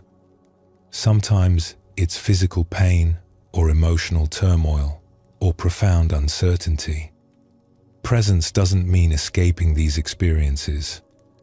It means meeting them directly, without the extra layer of resistance and avoidance that usually makes them worse. There's a difference between pain and suffering, as we discussed before. Pain is what's actually happening. Suffering is what we add through our struggle against it.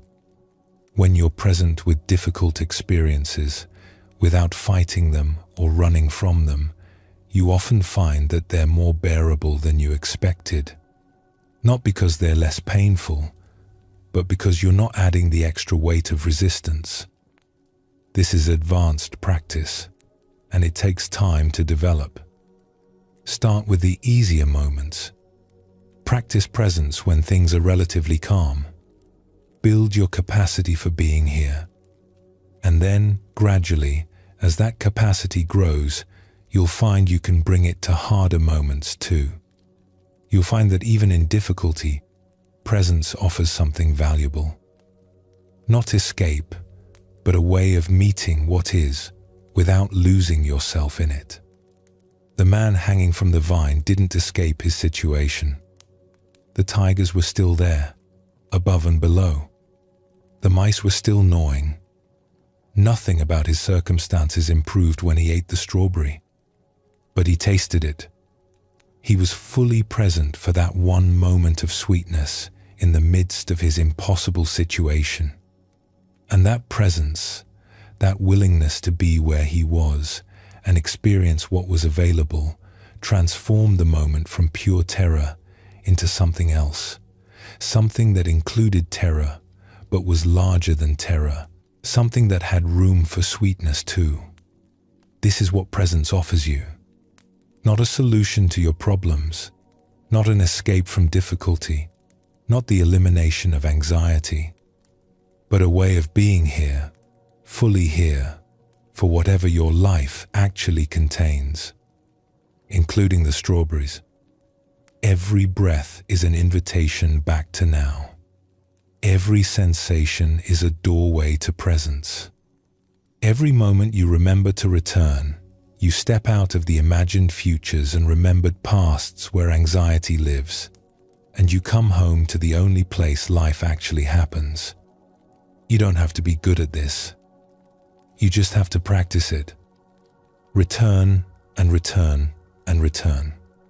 And slowly, breath by breath, moment by moment, you'll find that the refuge was here all along, waiting for you to arrive. Feel your next breath enter your body. Feel it leave. You are here, and that is enough.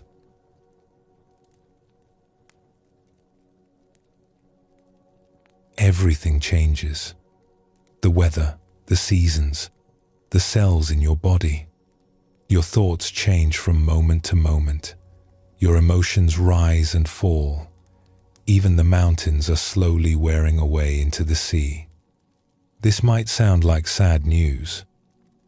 We tend to hear impermanence as a threat, and we cling to what we love, feeling betrayed when it changes. But Buddhism offers a completely different perspective. It suggests that impermanence is not tragedy, but liberation. That the very thing we fear most about life is also what makes freedom possible.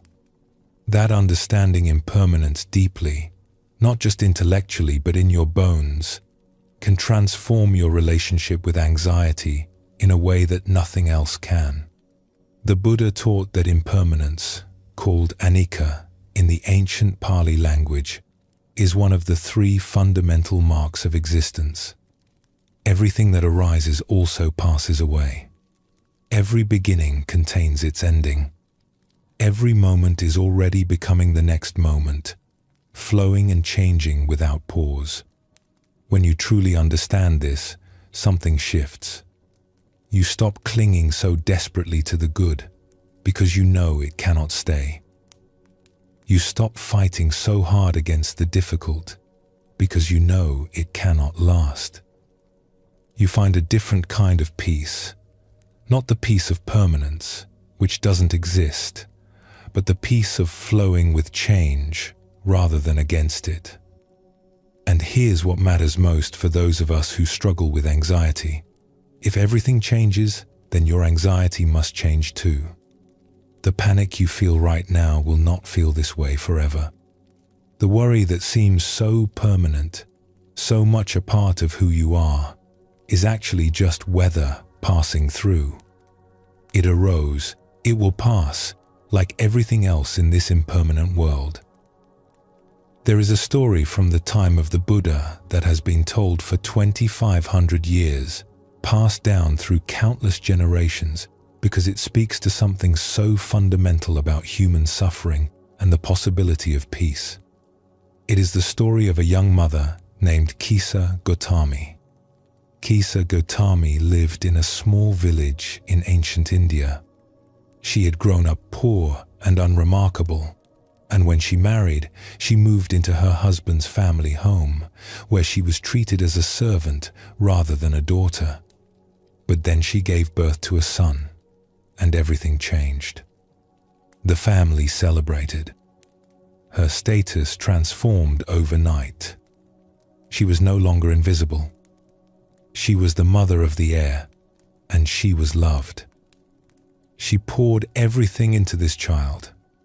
He was her joy, her meaning, her reason for living. She watched him learn to crawl, to walk, to speak his first words. She held him through fevers and nightmares. She couldn't imagine life without him.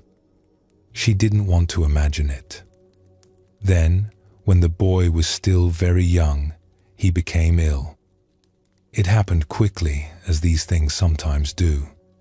One day he was playing in the courtyard, and a few days later, he was dead. Kisa Gotami held his small body and felt her world collapse entirely. This could not be happening. This was not acceptable. This could not be real. She refused to accept that her son was gone.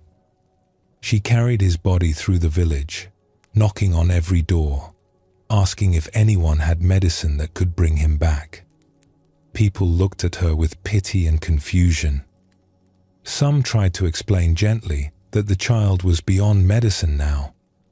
Others turned away, unable to bear her grief. But Kisa Gotami kept searching, kept asking, kept believing that somewhere there must be a cure for death. Finally, someone suggested she visit the Buddha, who was teaching nearby. Perhaps this great sage would have the medicine she sought.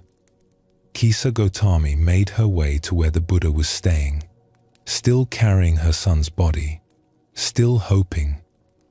She pushed through the crowd and fell at his feet, begging him for medicine that would restore her child to life. The Buddha looked at her with great compassion. He did not tell her that her son was dead and she needed to accept it. He did not lecture her on impermanence or the nature of suffering. Instead, he said, "I can help you. But first, you must bring me something. Go back to the village and bring me a mustard seed. Just one small mustard seed. But it must come from a house where no one has ever died. No parent, no child, no spouse, no sibling. A house that has never known death." Kisa Gotami felt hope surge in her chest. A mustard seed. That was all. Such a simple thing. She bowed to the Buddha and rushed back to the village, still carrying her son, now filled with desperate purpose. She knocked on the first door. An old woman answered. "Do you have a mustard seed?" Kisa Gotami asked. "Yes, of course," said the woman. "But tell me, has anyone in this house ever died?" The old woman's face changed. "My husband died 2 years ago. I miss him every day." Kisa Gotami moved to the next house. Yes, they had mustard seeds. But death had visited here too. A daughter, lost to fever. The father still wept when he spoke her name.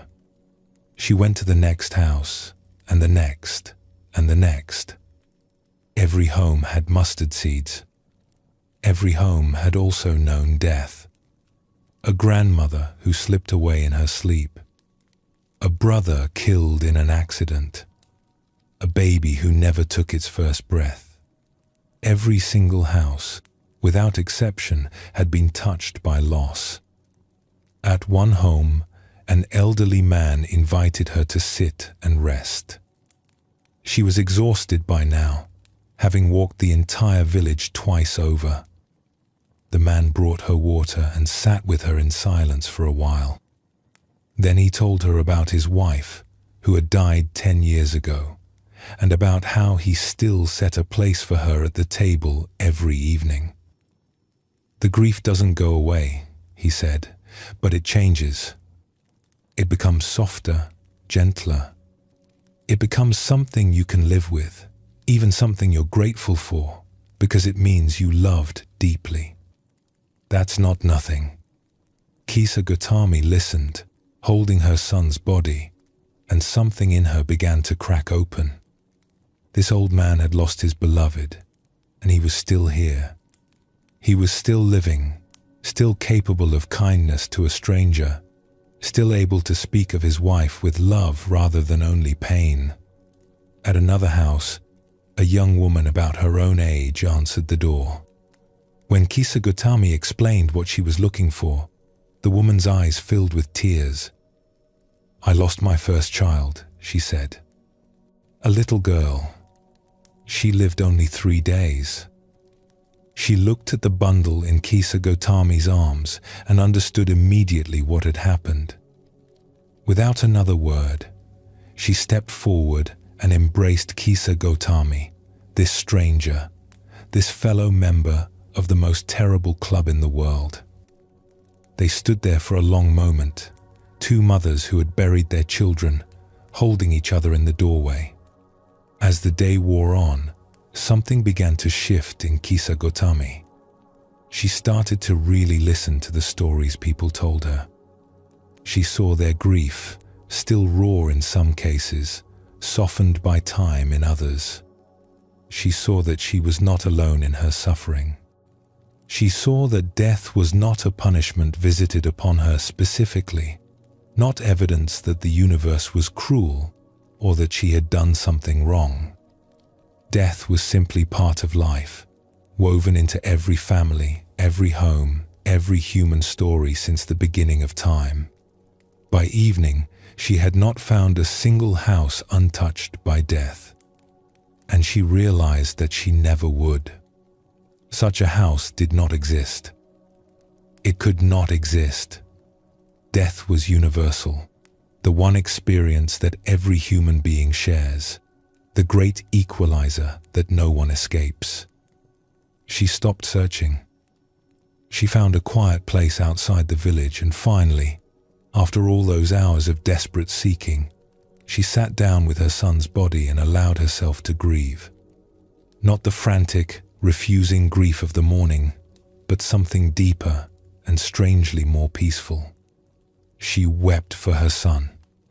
She wept for all the mothers who had lost children. She wept for the fragility of life, for the preciousness of every moment, for the love that exists knowing it will one day end. And in that weeping, something released. She understood what the Buddha had been trying to show her. Not that she shouldn't grieve, not that her loss didn't matter, but that her experience was not separate from the experience of all humanity. She was not alone in her suffering. She was joined to every person who had ever loved and lost, connected by the universal truth of impermanence. She buried her son with tenderness, and then she returned to the Buddha, empty-handed but somehow full. She sat at his feet and asked to become his student. She spent the rest of her life practicing, teaching, and helping others who were drowning in grief find their way to the shore. The story tells us that she became particularly skilled at helping those who had lost loved ones. She would sit with them in their grief, not trying to fix it or rush it, but simply being present. She understood what they were going through because she had walked that same path. And she could offer them what the Buddha had offered her, not a cure for impermanence, but a way to live with it.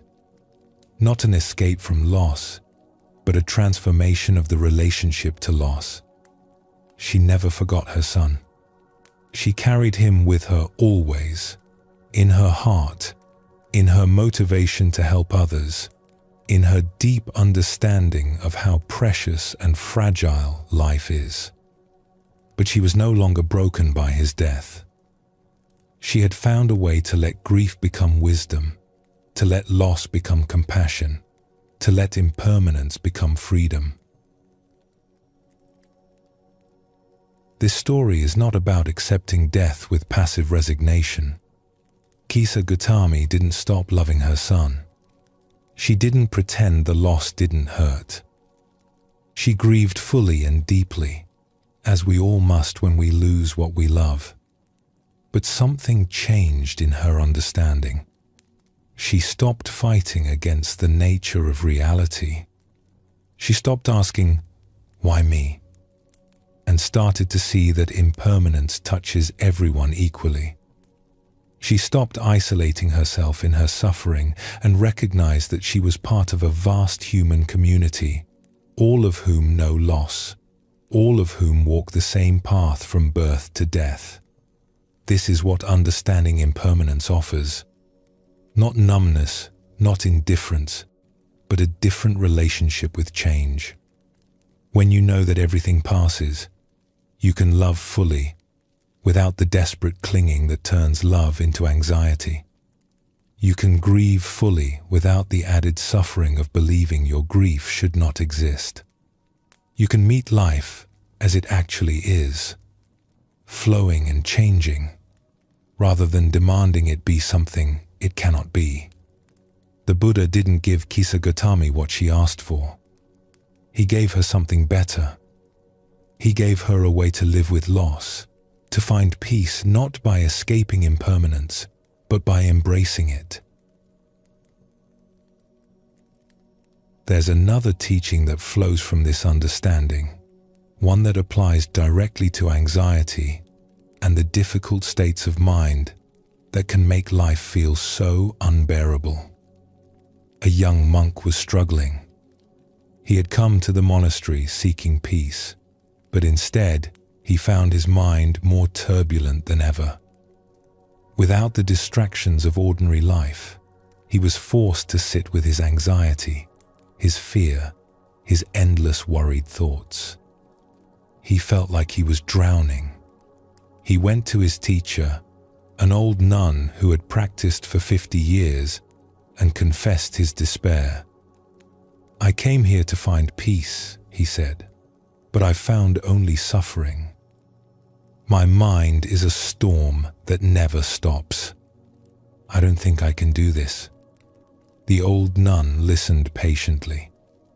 When he finished, she didn't immediately respond. Instead, she stood and walked to the window, looking out at the sky. Dark clouds were gathering on the horizon, and the first drops of rain were beginning to fall. "Do you see that storm?" The young monk nodded. "It looks fierce, doesn't it? The sky is dark. The wind is picking up. Soon there will be thunder and lightning and rain so heavy you can barely see through it." The monk nodded again, unsure where this was going. "Tell me," said the old nun, "has a storm ever lasted forever?" The monk considered this. "No," he said. "Storms always pass." "Always," the old nun agreed. "Without exception. Some are brief, some last for days, but eventually every storm exhausts itself and the sky clears. This is simply how weather works. Do you argue with this? Do you think storms should be permanent? Of course not. Then why do you argue with the storms in your mind? Why do you believe that your anxiety will last forever when nothing else does?"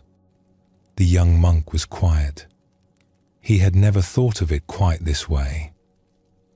"Your difficult states are weather," the old nun said, turning from the window to look at him directly. "They are not climate. Climate is the average over time, the general pattern. Weather is what's happening right now, and weather always changes." She sat down across from him, her eyes kind but direct. "When the storm is raging, it feels like it will never end. This is the nature of storms, both outside and in. They are so loud, so consuming, so present, that we forget there was ever clear sky. We forget that clear sky will return. We identify with the storm completely and believe it is who we are. But you have lived long enough to know better. You have survived many internal storms. Think back. Every bout of anxiety you have ever experienced has ended. Every dark period has eventually lifted. Every time you were certain you couldn't go on, you went on anyway. Not because you did something heroic, but simply because everything passes. That is the law of this universe. The young monk felt something loosen in his chest. It was true. He had felt this despair before, many times. And it had always passed. Somehow, he had always found his way back to steadier ground. "So what do I do when the storm is happening?" he asked. "How do I survive it?" You don't fight it.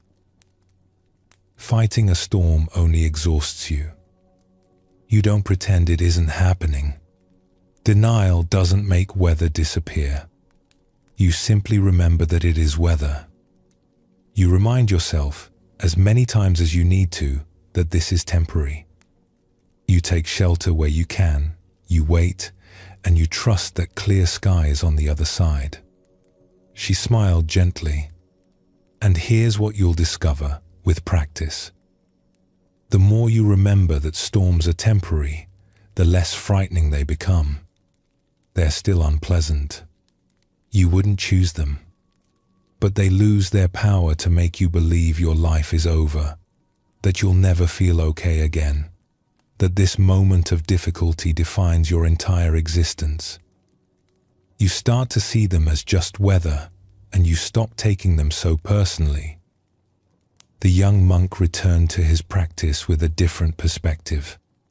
When anxiety arose, he didn't try to force it away, and he didn't collapse into believing it would last forever.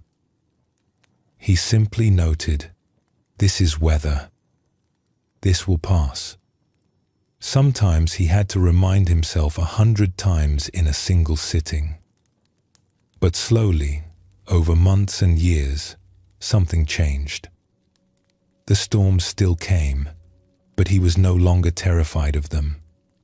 He knew how to wait. He knew that clear sky always returned. Years later, when he had become a teacher himself, a student came to him with the same desperate question he had once asked. And he told her about the old nun, about the storm outside the window, about weather and climate. He watched understanding dawn in her eyes, the same understanding that had once dawned in his. "But I should warn you," he added, "this teaching is simple but not easy. You will forget it 1,000 times. You will get lost in the storm and believe it will never end, over and over again. This is not failure. This is just how it works. The practice is remembering as many times as it takes. Each time you remember, you build the path a little stronger. Each time you come back to this truth, it becomes a little more available." He smiled, remembering his own long journey, all the storms he had weathered, all the times he had forgotten and remembered and forgotten again. "Be patient with yourself," he said. "The sky is always there behind the clouds, whether you can see it or not. Your job is not to clear the sky. Your job is just to remember that clear sky exists, even in the darkest storm. That remembering is enough." This teaching speaks directly to anxiety, because anxiety has a way of convincing you that it will never end. When you're in the grip of anxious thoughts, they feel so real, so permanent, so much a part of who you are that you can't imagine ever being free of them. Anxiety whispers, "This is just how you are. This will always be your experience. There is no escape. But impermanence says otherwise. Impermanence points to the evidence of your entire life. Every difficult state you have ever experienced has ended. Not a single moment of suffering has actually lasted forever, no matter how much it felt that way at the time. The very anxiety that grips you now arose at some point, which means it wasn't always here, which means your life contains states other than this one. And if it arose, it will pass. This is not wishful thinking. This is the nature of reality. Everything that comes into being also passes out of being. Everything that begins also ends. Your anxiety is not exempt from this universal law. This doesn't mean you shouldn't take action to address your anxiety. It doesn't mean you should just wait passively for it to disappear. But it does mean you can hold it more lightly. You can stop adding the extra layer of suffering that comes from believing your current state is permanent. You can remind yourself, as often as you need to, that this is weather, not climate. There's a phrase that has been used across many traditions, so common it has almost become cliché. This too shall pass. But clichés become clichés because they contain truth. And this one contains perhaps the most important truth there is. This too shall pass. The anxiety you're feeling right now. The worry that keeps you awake. The fear that something terrible is about to happen. The racing heart and the tight chest, and the thoughts that won't slow down. All of it will pass. And here's the thing that sometimes gets forgotten. This applies to pleasant experiences too. The joy you feel, the peace, the moments of contentment and ease. These will also pass. This is not meant to make you sad or cynical about the good things in life. It's meant to help you appreciate them while they're here, without clinging to them so tightly that you create suffering for yourself when they inevitably change. Impermanence cuts both ways. It means you don't have to be crushed by difficulty because difficulty won't last forever. And it means you can be fully present for joy because joy is precious and fleeting and deserves your complete attention while it's here. This is the freedom that impermanence offers. Freedom from the desperate clinging that tries to freeze pleasant experiences in place. Freedom from the hopeless despair that believes painful experiences will never end. Freedom to flow with life as it actually is, changing moment by moment, rather than constantly fighting the current. Let's bring this back to practical experience. Right now, as you listen to these words, your experience is already changing. The breath you took a moment ago is gone. The thought you had a few seconds ago has been replaced by a different thought. The sensations in your body have shifted, even if only slightly. Nothing about your experience right now is identical to your experience a minute ago. Nothing about your experience a minute from now will be identical to right now. You are a river, not a stone. You are weather, not a fixed object. When you really pay attention to this, something relaxes. The solid sense of me having this problem starts to feel less solid. The anxiety that seemed like such a permanent fixture starts to reveal its edges, its arising and passing, its nature as a temporary phenomenon rather than an eternal truth. This is not intellectual understanding.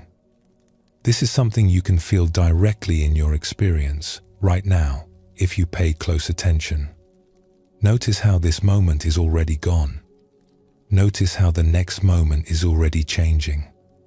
Notice how nothing stays, how everything flows, how the river of experience never stops moving.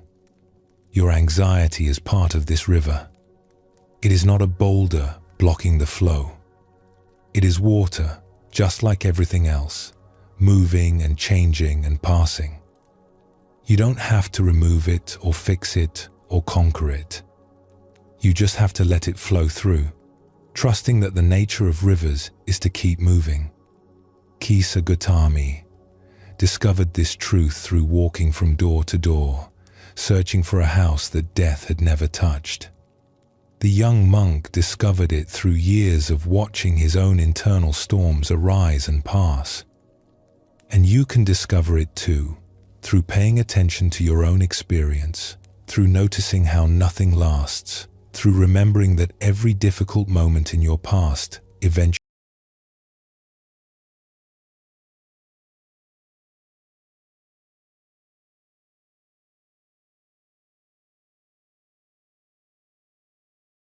passed. The worst anxiety eased. The periods when you were certain you couldn't go on eventually gave way to periods when going on felt possible again. This is not a small thing. This is evidence. This is proof that impermanence applies to your suffering just as much as it applies to everything else in this universe. So when anxiety arises, and it will, you can meet it with this understanding. Not fighting, not fleeing, not pretending it isn't there. Just remembering, this is weather. This has arisen, and it will pass. I have survived every storm so far, and I will survive this one too. This is impermanence as freedom. Not freedom from change, which is impossible, but freedom through change. The knowledge that nothing is permanent means nothing is hopeless. The knowledge that everything passes means relief is always on the way. The storms of anxiety will come. This is part of being human, part of having a mind that tries to protect you by imagining dangers, part of living in a world full of uncertainty. But they will also go. They always have before. They always will again. You are not your storms. You are the sky in which they arise and pass. And the sky is never damaged by the weather that moves through it. Notice what is present for you right now.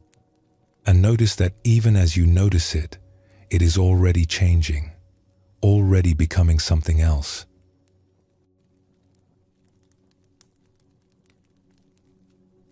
So much of our anxiety comes from a single belief that runs beneath everything else, that this moment, as it is not enough.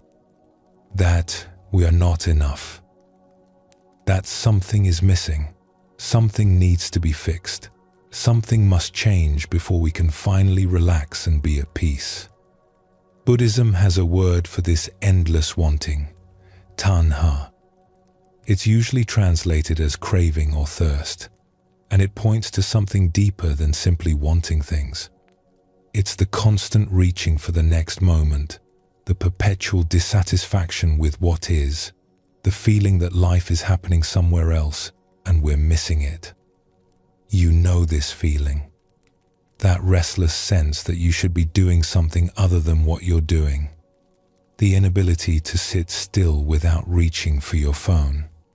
The way a pleasant moment gets interrupted by thoughts about what might go wrong, or what you should do next, or whether this will last.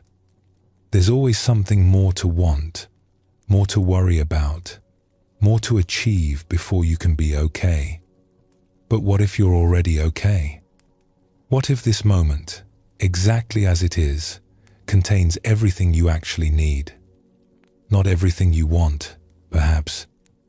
Not the ideal circumstances you've been waiting for, but enough. Simply enough. This is one of the most radical teachings in Buddhism, and one of the hardest to accept in a culture that profits from your dissatisfaction.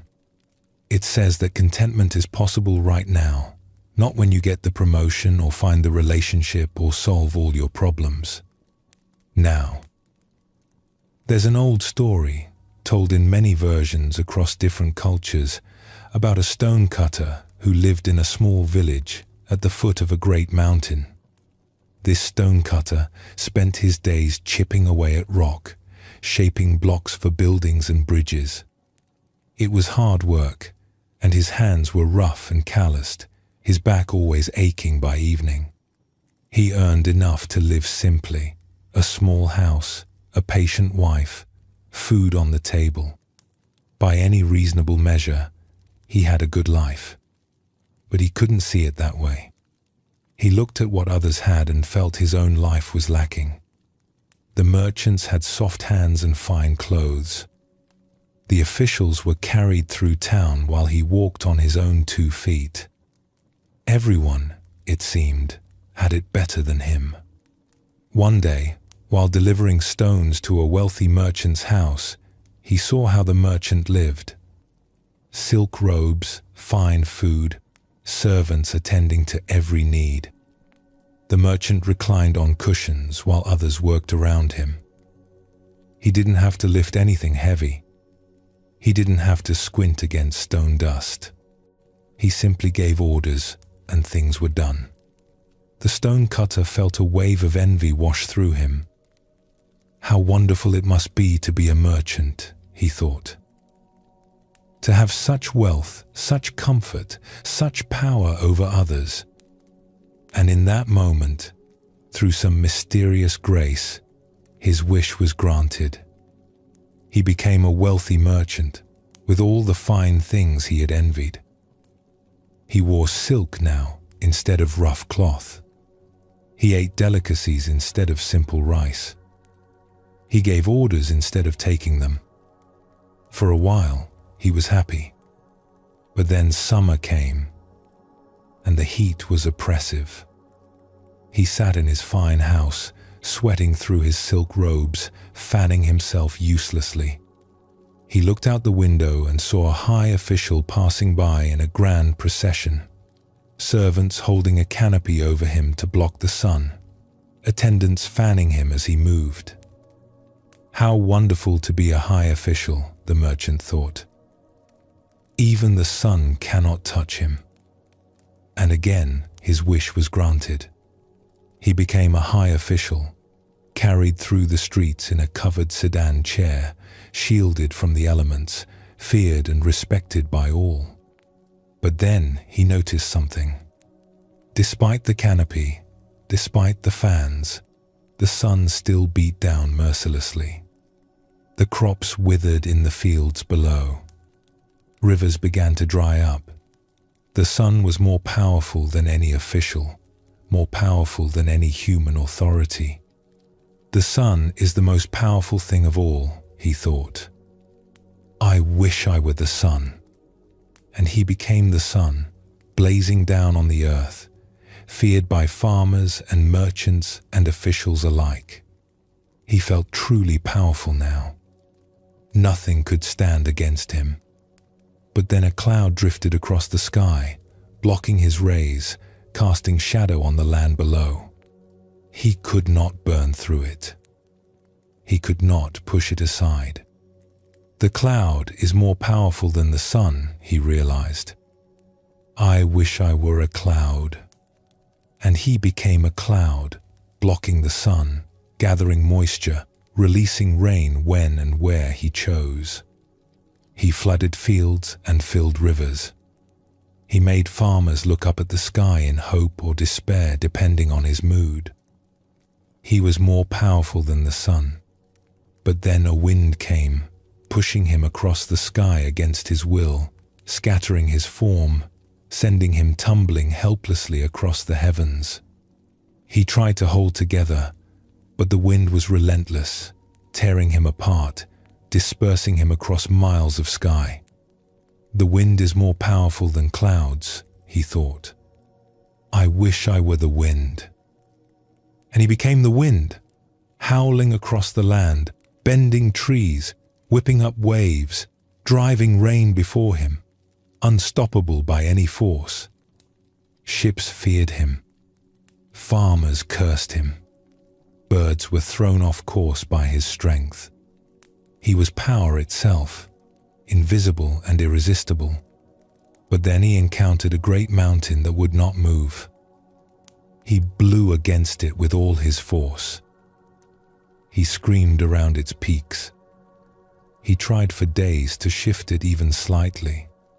But the mountain stood firm, ancient and immovable, barely noticing his fury.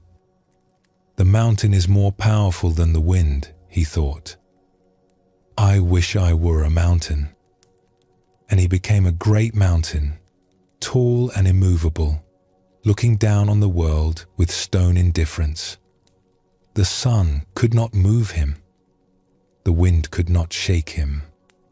The clouds passed around him. He was the most powerful thing of all. But then he felt something at his base. A small, persistent tap, tap, tap. He looked down and saw a tiny figure with a hammer and chisel, chipping away at his stone. A stone cutter. And in that moment, the man understood. He had traveled in a great circle, chasing power, chasing position, always wanting to be something other than what he was. And where had it led him? Right back to where he started. The stonecutter was chipping away at the mountain, just as he had once chipped away at rock. Small, yes, but persistent, steady, content to do his work without wishing to be the sun or the wind or a cloud. The spell broke, and the man found himself back in his village, hammer in hand, stone before him. The sun was setting, casting long golden light across the quarry where he worked. His back still ached. His hands were still rough. His house was still small. But something had changed. He looked at his rough hands and remembered what it felt like to be silk-robed and soft, and he felt no envy. He looked at the setting sun and remembered burning down on the earth, and he felt no longing to return to that power. He felt only the simple pleasure of being exactly what he was, in exactly this place, doing exactly this work. His wife called him for dinner. He set down his tools and walked home, noticing the quality of light, the smell of cooking fire, the sound of his neighbors talking in their doorways. He had walked this path 1,000 times without seeing it. Tonight, he saw it. At dinner, his wife served the same simple rice and vegetables they ate every night. But tonight, he tasted it. He was present for the meal in a way he had never been before, when his mind was always reaching towards something better, something more. "You seem different," his wife said, watching him. "I went on a long journey today," he said, "and I ended up right back here. And for the first time, I don't want to be anywhere else." He lived the rest of his days as a stonecutter. He never became wealthy or powerful or famous. But he had found something that wealth and power could never buy: the ability to be satisfied with his own life, as it actually was, without needing it to be something else first. This story points to something important about the nature of wanting. We think that if we just get the next thing, we'll finally be satisfied. If we just achieve the next goal, reach the next level, acquire the next possession, then we'll be happy. But the goalposts keep moving.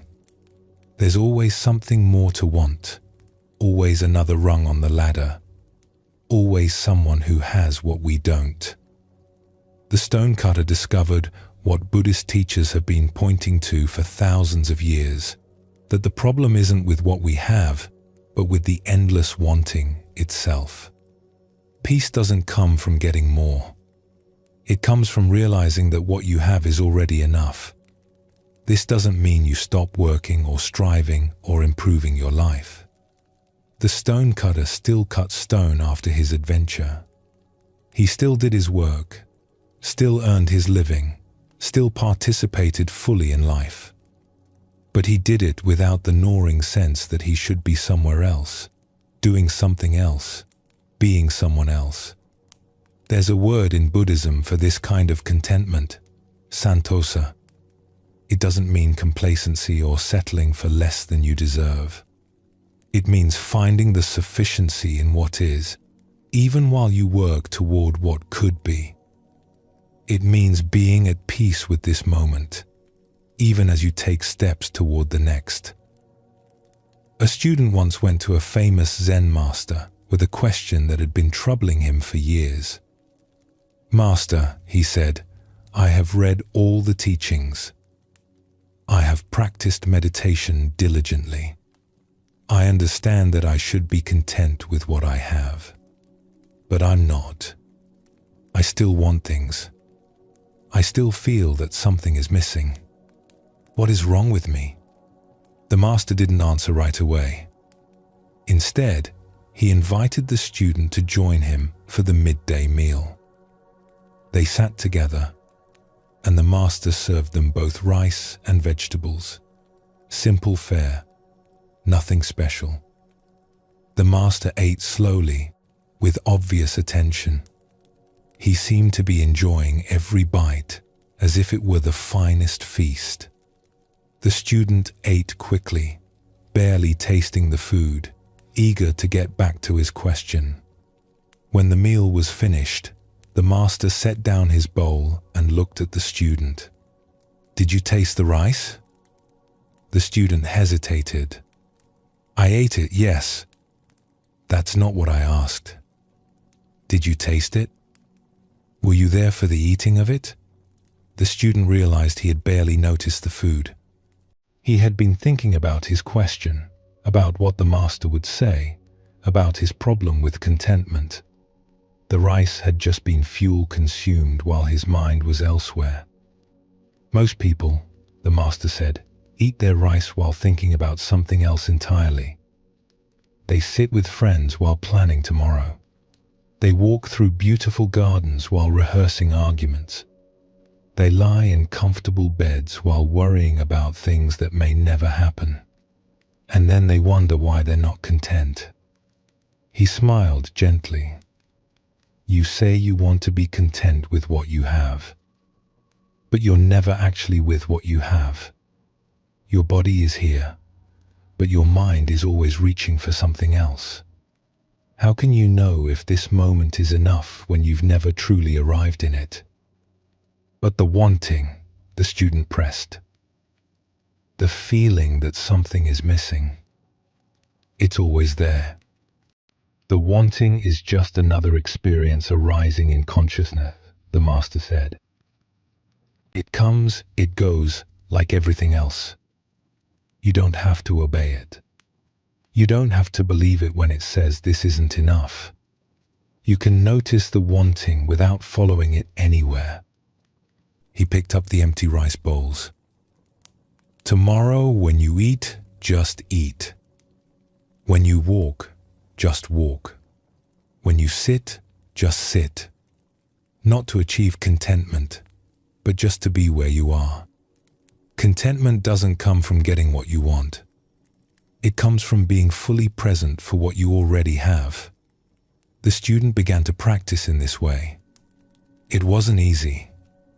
His mind had spent decades reaching for the next thing, and it didn't stop reaching just because he told it to. But he kept coming back. When he noticed he was eating while planning, he returned to the taste of food. When he noticed he was walking while worrying, he returned to the feeling of his feet on the ground. At first, he could only manage a few moments of true presence before the mind pulled him away again. It was frustrating. He had expected that understanding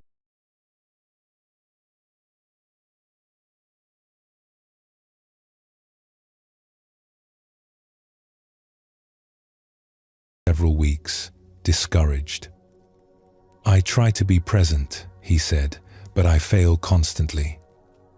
My mind won't stay where I put it." The master laughed, not unkindly. "You've been training it to wander for your entire life. Now you're training it differently.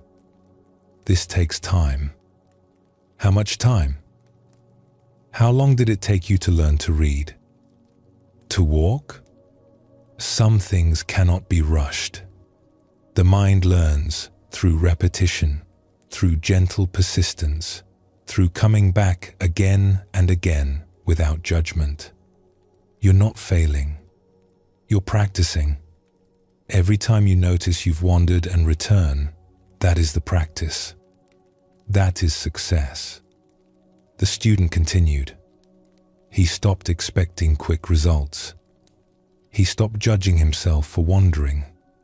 He just kept returning, day after day, meal after meal, step after step. And slowly, something shifted. Not all at once, but gradually, like dawn breaking. He found moments of sufficiency that he had never noticed before. The warmth of sunlight on his face. The satisfaction of a task completed. The simple pleasure of a conversation with a friend when he was actually there for it. One morning, he woke up and lay in bed for a few minutes before rising. Not planning his day, not worrying about what needed to be done, just lying there, feeling the warmth of the blankets, hearing the birds outside, being present for the simple fact of being alive, comfortable, safe. And he realized something. This was contentment. Not a grand spiritual achievement, not a permanent state of bliss, but just this, being present for what was already good in his life, instead of always reaching for something more. He still had wants. He still had ambitions and preferences and goals. But they no longer ran his life. He could want something and still be at peace. He could prefer a different outcome and still accept what was happening. The wanting was there, but he was no longer consumed by it. He returned to the Master one more time, not with a question, but with gratitude. "I understand now," he said. "Contentment isn't somewhere else. It's here, when I'm actually here for it." The Master smiled and poured them both tea. "Then let's drink tea," he said. And they did. This is what contentment actually looks like. Not the absence of desire, but a different relationship to desire. Not getting everything you want, but being present for what you have. Not achieving some special state, but simply arriving fully in the ordinary moments of your life. Anxiety feeds on the belief that this moment is not enough, that you should be further along, that things should be different, that you can't rest until various conditions are met. But conditions are never perfectly met. There's always something that could be better, always some threat on the horizon, always some gap between how things are and how you think they should be. The practice of contentment doesn't close that gap. It teaches you to live peacefully with it, to stop demanding that reality match your preferences before you'll allow yourself to be okay, to find the sufficiency that exists in every moment if you're present enough to notice it. There's a famous Zen exchange that goes like this. A student asks the Master, "What is enlightenment?" The Master replies, "When hungry, eat. When tired, sleep." The student is confused. But everyone does that. What's special about eating when hungry and sleeping when tired? The Master shakes his head. No. Most people, when eating, are thinking of 1,000 things. When sleeping, they are dreaming of 1,000 worries. Eating is not eating. Sleeping is not sleeping. They are never where they are. This points to something essential. We think contentment is about having the right circumstances, the right job, the right relationship, the right amount of money, the right state of health. But Zen suggests it's about something much simpler and much harder, actually being present for your circumstances, whatever they are. When you're fully present, even simple things become rich. A cup of tea becomes an experience of warmth and taste and comfort. A walk becomes a conversation with the world through your senses. An ordinary conversation becomes a genuine connection. But when you're not present, even wonderful things feel empty. You're on vacation but thinking about work. You're with people you love but mentally rehearsing conflicts. You're surrounded by beauty but scrolling through your phone. Contentment isn't something you find out there, in better circumstances. It's something you cultivate in here, through the quality of your attention. Let's be honest about something. This teaching is hard. We live in a culture that constantly tells us we're not enough, that we need more, that satisfaction is just one purchase or achievement or transformation away. Advertising depends on your dissatisfaction. Social media shows you everyone else's highlight reel while you live your ordinary days. The message that you might already have what you need is almost revolutionary in its simplicity. Buddhism doesn't ask you to pretend you don't have real problems or to be satisfied with genuinely harmful situations. If something needs to change, work to change it. If something is truly wrong, address it.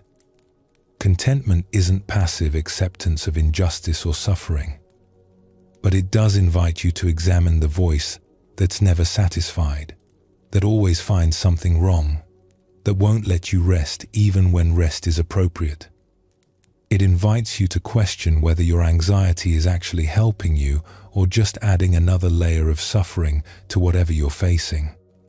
Often, when we look honestly, we find that the anxiety isn't protecting us or preparing us. It's just noise. The problem would still be there without the anxiety. We could still address it, probably more effectively, from a place of calm presence rather than frantic worry. The anxious mind tells us that contentment is dangerous, that if we stop worrying, we'll become complacent, miss something important, fail to prepare for disasters. But this isn't true. You can be content and still take care of what needs taking care of. You can be at peace and still work toward your goals. You can accept this moment as enough and still move thoughtfully into the next one. In fact, contentment often makes us more effective, not less. When we're not wasting energy on anxiety, we have more available for actually living. When we're not constantly reaching for the next thing, we can see more clearly what's right in front of us. Here's a simple practice you can try. Right now, wherever you are, ask yourself, what is actually wrong with this moment? Not what might go wrong tomorrow. Not what went wrong yesterday. Not what could go wrong in the imagined future your mind is constructing. Right now, in this specific moment, what is actually wrong? Usually, when we ask this question honestly, we find that the present moment is okay. We're breathing. We're alive. We're not in immediate danger. Whatever problems we have exist in other times, in memories or projections, not in this specific instant. This doesn't make the thoughts go away. It doesn't solve anything, but it creates a small gap, a moment of perspective. You can see that the anxiety is about something other than right now, and right now is actually okay. Try it again. Right here, right now. Are you okay? The roof over your head, if you have one. The breath in your lungs. The fact that you're able to listen to these words, that you have the time and inclination to seek peace. These are not nothing. These are, in fact, quite a lot. This is not about ignoring real problems or pretending everything is fine. It's about recognizing that most of the time, in most moments, we have what we need. The insufficiency we feel is usually about some other moment, some imagined scenario, some comparison to what we think we should have. This is the beginning of contentment. Not a grand declaration that everything is perfect, but a simple recognition that this moment, as it is workable. You can be here for it.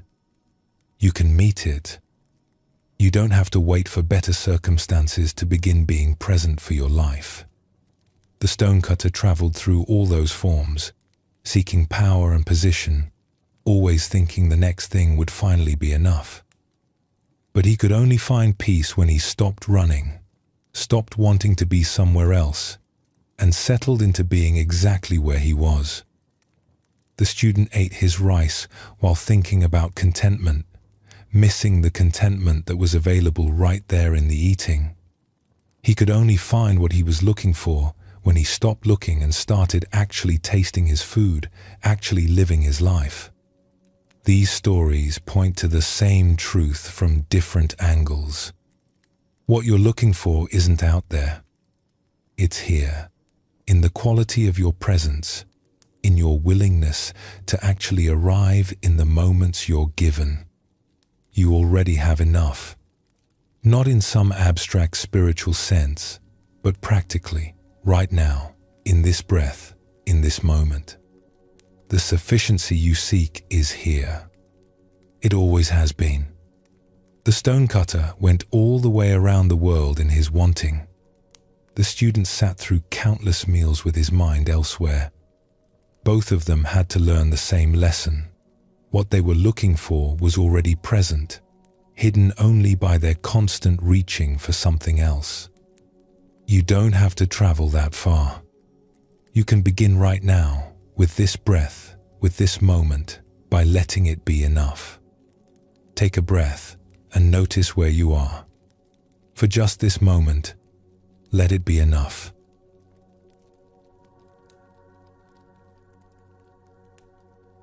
We have walked a long path together through these hours. We've explored the restless mind and learned to watch it without being swept away. We've discovered stillness in the midst of motion and chaos. We've practiced the gentle art of letting go. We've found that presence is a refuge where anxiety cannot follow. We've seen that impermanence, far from being our enemy, is what makes freedom possible. We've touched the wisdom of enough, the contentment that comes from actually arriving in our lives. Now we come to the deepest teaching of all, the one that underlies everything else we've discussed. It concerns who you really are, beneath the anxiety, beneath the thoughts, beneath all the stories you tell about yourself and all the stories others have told about you. Buddhism teaches that there is something in you that has never been touched by your suffering. Something that remains calm even when your mind is storming. Something that watches the anxiety without being the anxiety, that observes the fear without being consumed by it, that knows the thoughts without becoming lost in them. This is sometimes called Buddha nature. Not because you need to become a Buddha or achieve some special state, but because the same awareness that woke up under that tree 2,500 years ago is the same awareness looking out through your eyes right now. It's not something you have to create or earn or develop. It's what you already are, what you have always been, hidden only by the clouds of thought and identification that usually fill the sky of your mind. The anxious mind says you are broken. It says something is fundamentally wrong with you, that you need to be fixed or healed or transformed before you can be at peace. It points to all the evidence of your suffering and says, "See? You're a mess.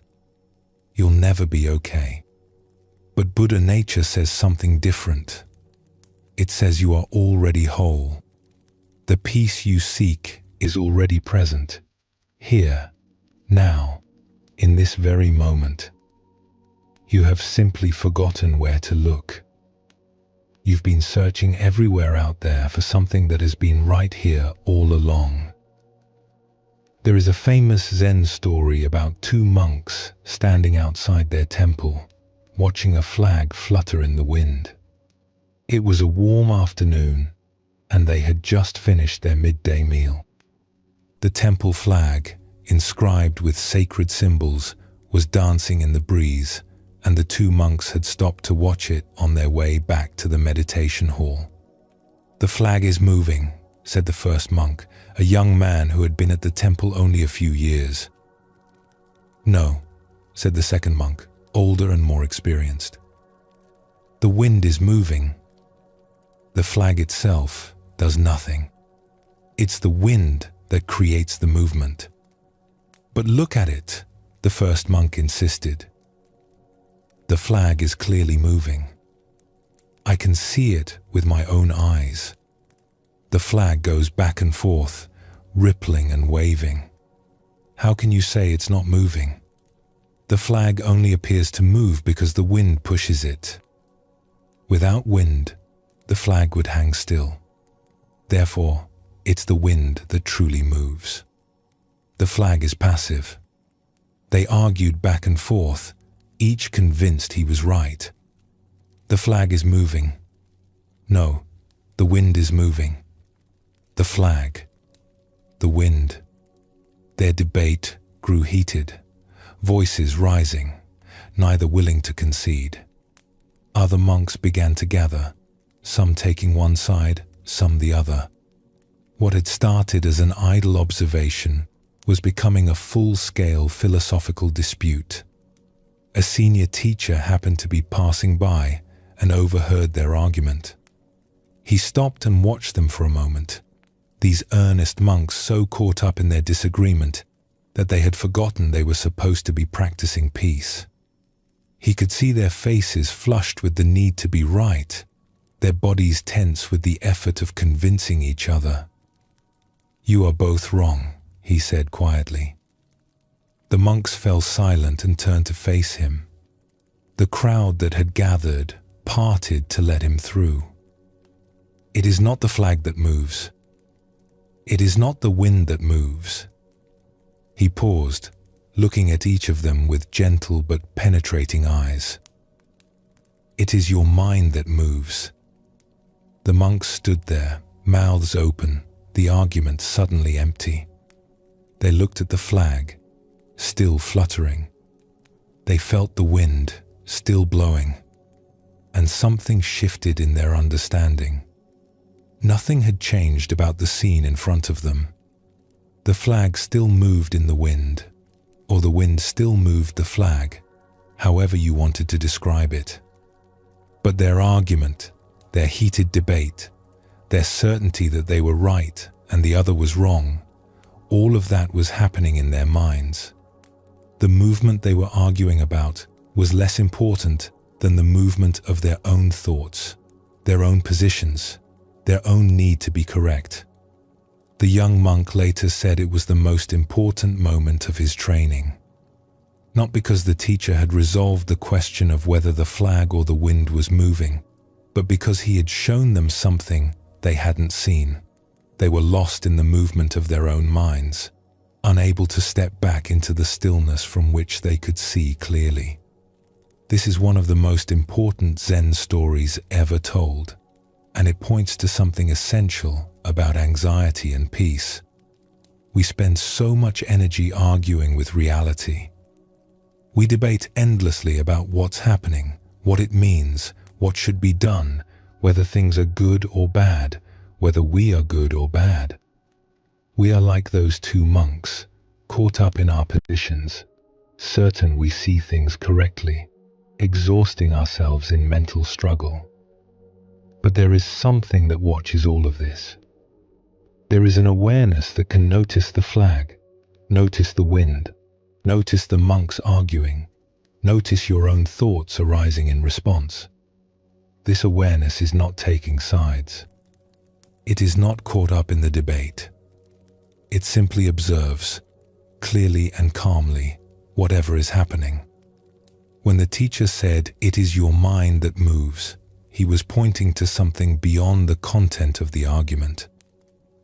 He was pointing to the fact that both monks were identified with their thoughts, lost in the movement of their own minds, unable to see from the still point that existed before they started debating. That still point is available to you.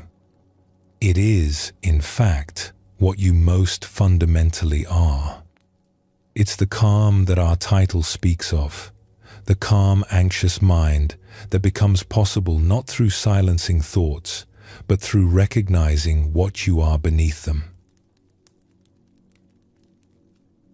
Another story tells of a student who came to his teacher in despair. "I feel broken," the student said.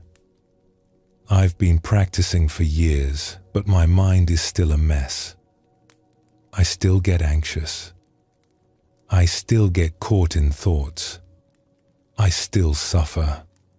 There must be something wrong with me at the core. Maybe I'm just not capable of peace." The teacher listened without interrupting. When the student had finished pouring out his frustration, the teacher stood and said, "Come with me." They walked in silence through the temple grounds, past the meditation hall, past the kitchen, past the gardens, until they reached a small pond at the edge of the property. It was evening, and the full moon was rising in the east. The surface of the pond was choppy. A breeze had picked up, and small waves rippled across the water. The teacher pointed at the pond. "Look at the moon's reflection," he said. The student looked. Because of the waves, the reflection was fragmented, broken into 1,000 pieces.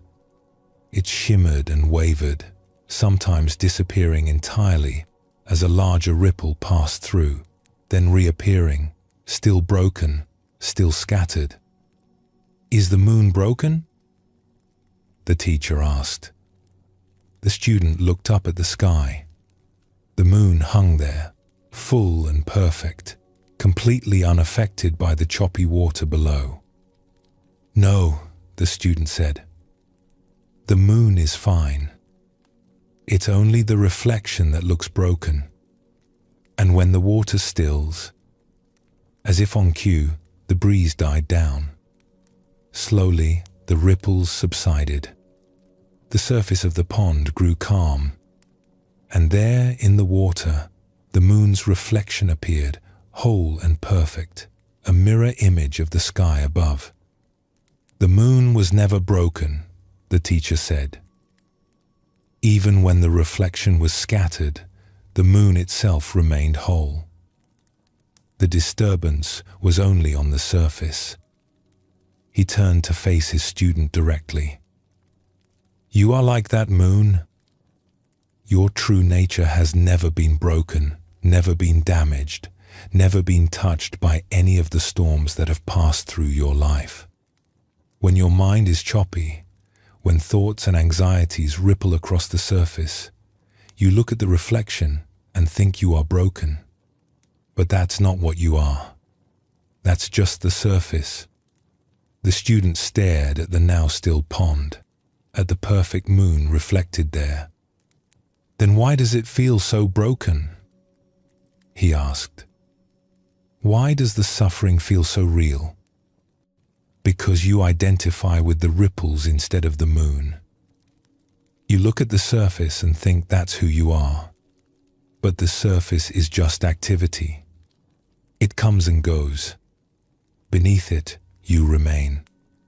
Whole, untouched, perfectly at peace." They stood together for a long time, watching the moon in the water. Occasionally, a small breeze would return and the surface would stir, breaking the reflection into fragments again. Then it would still, and the moon would return, whole as ever. "This is what meditation shows you," the teacher said finally. "Not how to stop the ripples. You can't control the wind, but how to recognize what you really are. How to stop identifying with the disturbed surface and remember the moon that was never broken." The student returned to his practice with new understanding. When anxiety arose, he tried to remember. This is a ripple on the surface. When thoughts churned and his mind felt chaotic, he tried to remember. Beneath this, I am still here, whole, the awareness that watches the storm without being the storm. It wasn't easy. Years of habit had taught him to identify completely with whatever was happening on the surface. But slowly, with practice, he began to notice something. Even in his most anxious moments, there was a part of him that knew he was anxious. A witnessing presence that observed the suffering without being consumed by it. That presence was always calm, always still, always there, no matter how choppy the surface became. He realized that the teacher had been pointing to this all along. Not to some special state he needed to achieve, but to something that was already present, already whole, already at peace. He just had to learn to recognize it, to rest in it, to remember it when the ripples made him forget. Years later, when this student had become a teacher himself, he would often take his own students to that same pond on full moon nights. He would wait until the water was still, let them see the perfect reflection, and then throw a stone into the center. "Is the moon broken?" he would ask, as ripples scattered the image into 1,000 fragments. "No," his students would say, understanding. "Then don't believe your mind when it tells you that you are." He would often add one more thing, something his teacher hadn't said but that he had discovered through his own practice. The ripples are not a problem. The water is allowed to move. But you must remember what you are looking for. If you want to see the moon clearly, wait. Be patient. The water always stills eventually. And when it does, you will see that what you thought was broken was whole all along. This is what all the Zen masters point to. You are not your thoughts. You are not your emotions. You are not the anxiety that visits you, or the fear that grips you, or the worry that won't let go. You are the awareness in which all of this appears. Think about it for a moment. When you're anxious, there's anxiety, yes. But there's also the knowing of anxiety. Something is aware that this experience is happening. Something notices the racing heart, the spinning thoughts, the uncomfortable sensations. What is that something? It's not the anxiety itself. The anxiety is the experience. But there's also an experiencer, a witness, an awareness that knows the anxiety is happening. And that awareness is not itself anxious.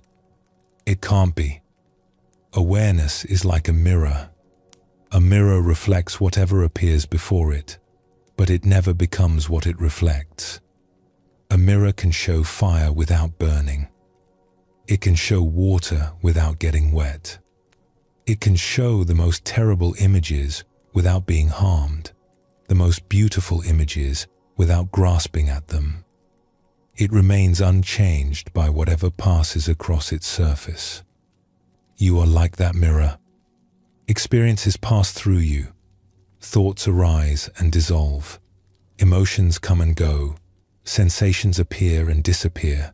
But the awareness that knows all of this remains. It doesn't come and go. It's always here. The constant background to every experience you've ever had. When you were 5 years old, you were aware. The content was different. The thoughts were different. The body was different. But the fundamental quality of being aware was the same. When you're 90, if you live that long, you'll still be aware.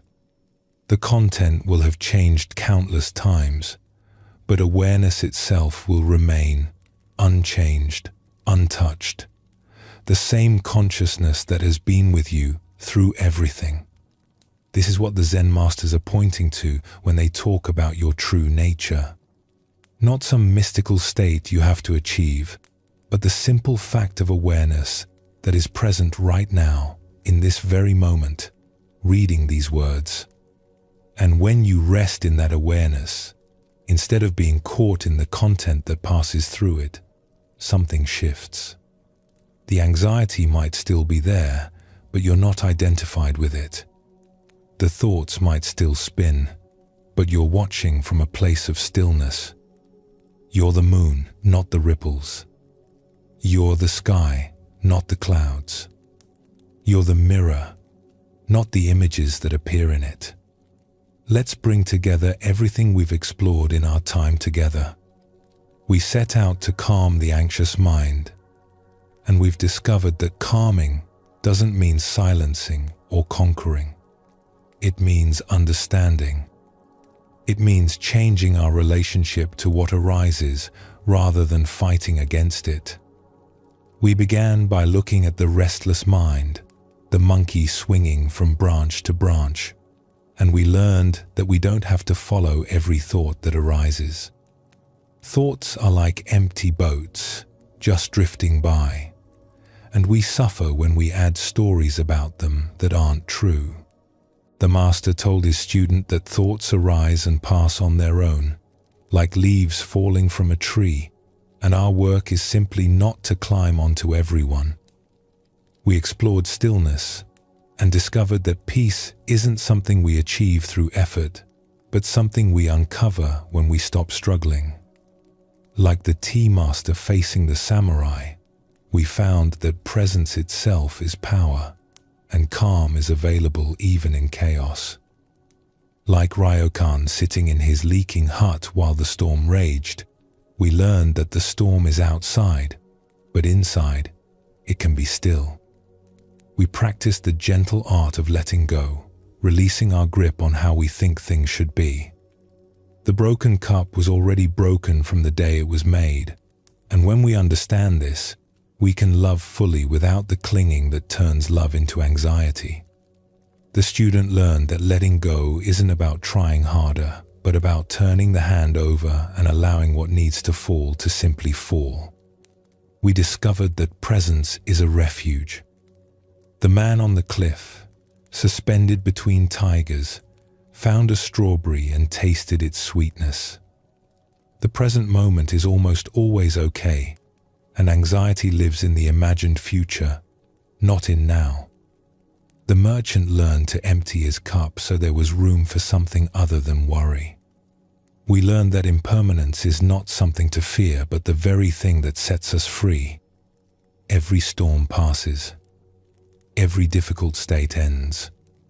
Kisa Gotami walked from house to house and discovered that she was not alone in her suffering, that loss is universal, and that even grief can become wisdom.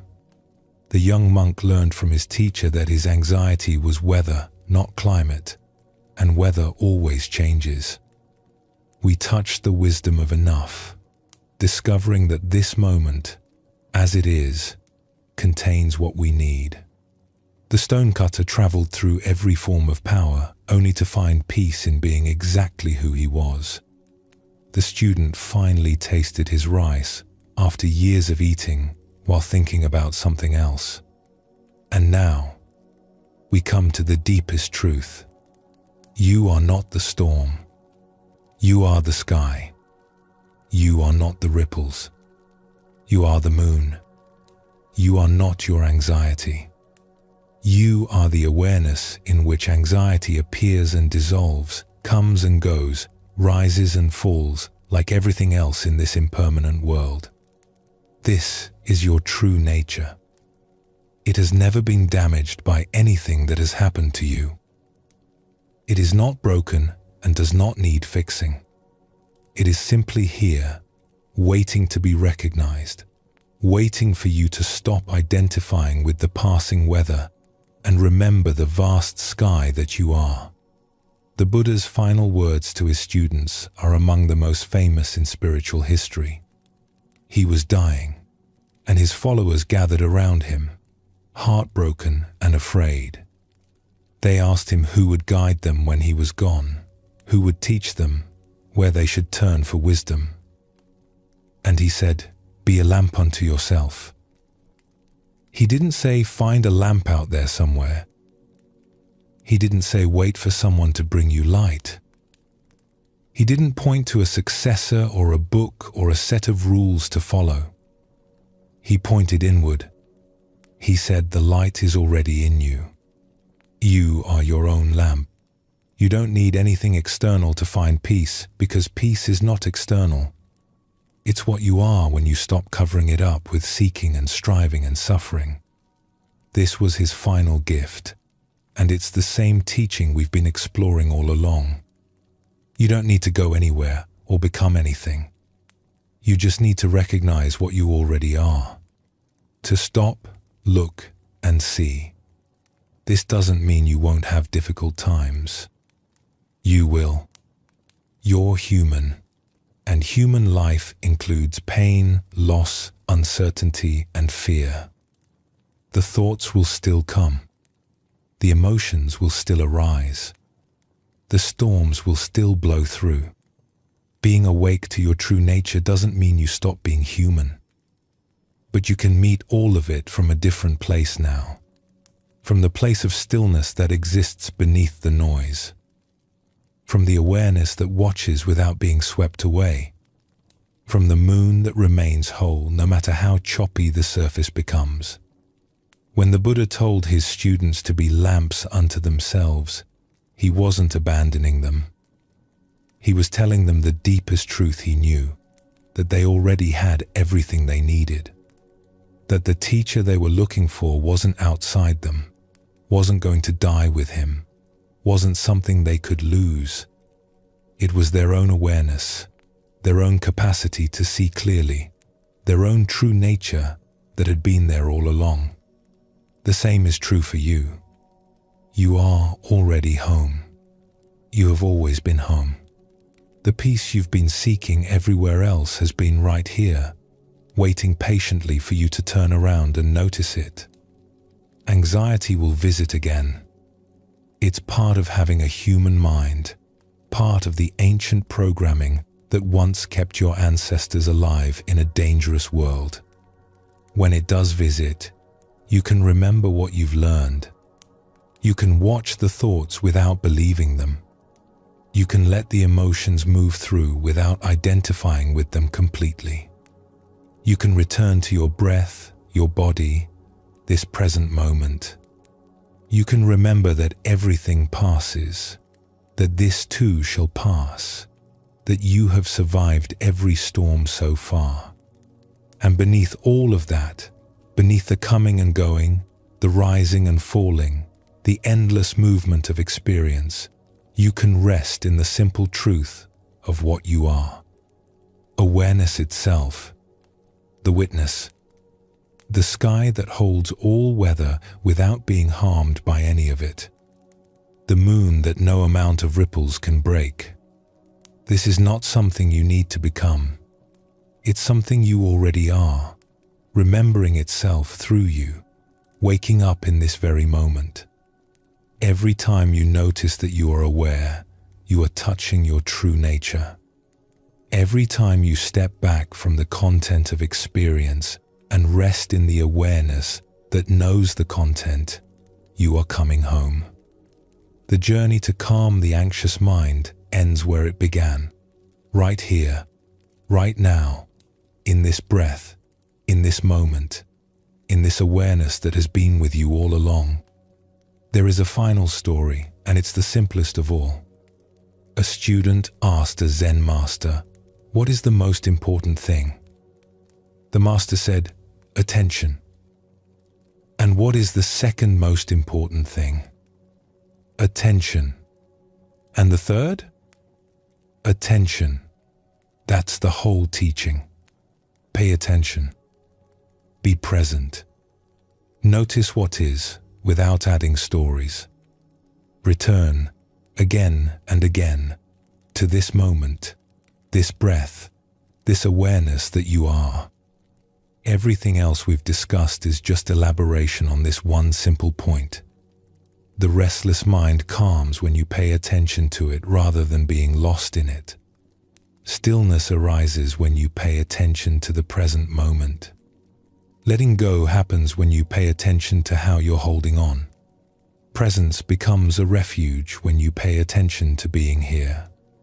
Impermanence reveals itself when you pay attention to how everything changes. Contentment emerges when you pay attention to what you already have. And your true nature is recognized when you pay attention to who is paying attention. You don't need to go anywhere. You don't need to become anything. You just need to wake up, right here, right now, to what has been true all along. You are not your anxiety. You are the calm awareness in which anxiety comes and goes. You are not your restless thoughts. You are the stillness that watches them rise and fall. You are not your suffering. You are the peace that holds all suffering with compassion. This is who you have always been. This is who you will always be. And in recognizing this, again and again, moment after moment, you find the calm that no storm can touch, the peace that passes understanding, the home you never really left. Rest now as what you are. Let everything else come and go. Every breath is an opportunity to return. Every moment of noticing that you've wandered is a moment of waking up. You can't get this wrong. You can only keep practicing. The Zen stories and Buddhist teachings we've explored come from a tradition that has helped people find peace for over 2,000 years. You're not alone in this. Countless others have walked this same path, felt this same restlessness, and found their way through. You are part of a long lineage of seekers who discovered that what they were looking for was never far away. The peace you seek is already here. It lives in the stillness beneath your thoughts, in the awareness that watches everything come and go, in the simple fact of being present for your own life. Be gentle with yourself. Be patient with the practice. And know that you can return to this refuge whenever you need to. Sleep well, and thank you for joining us here at Sleepy Monk.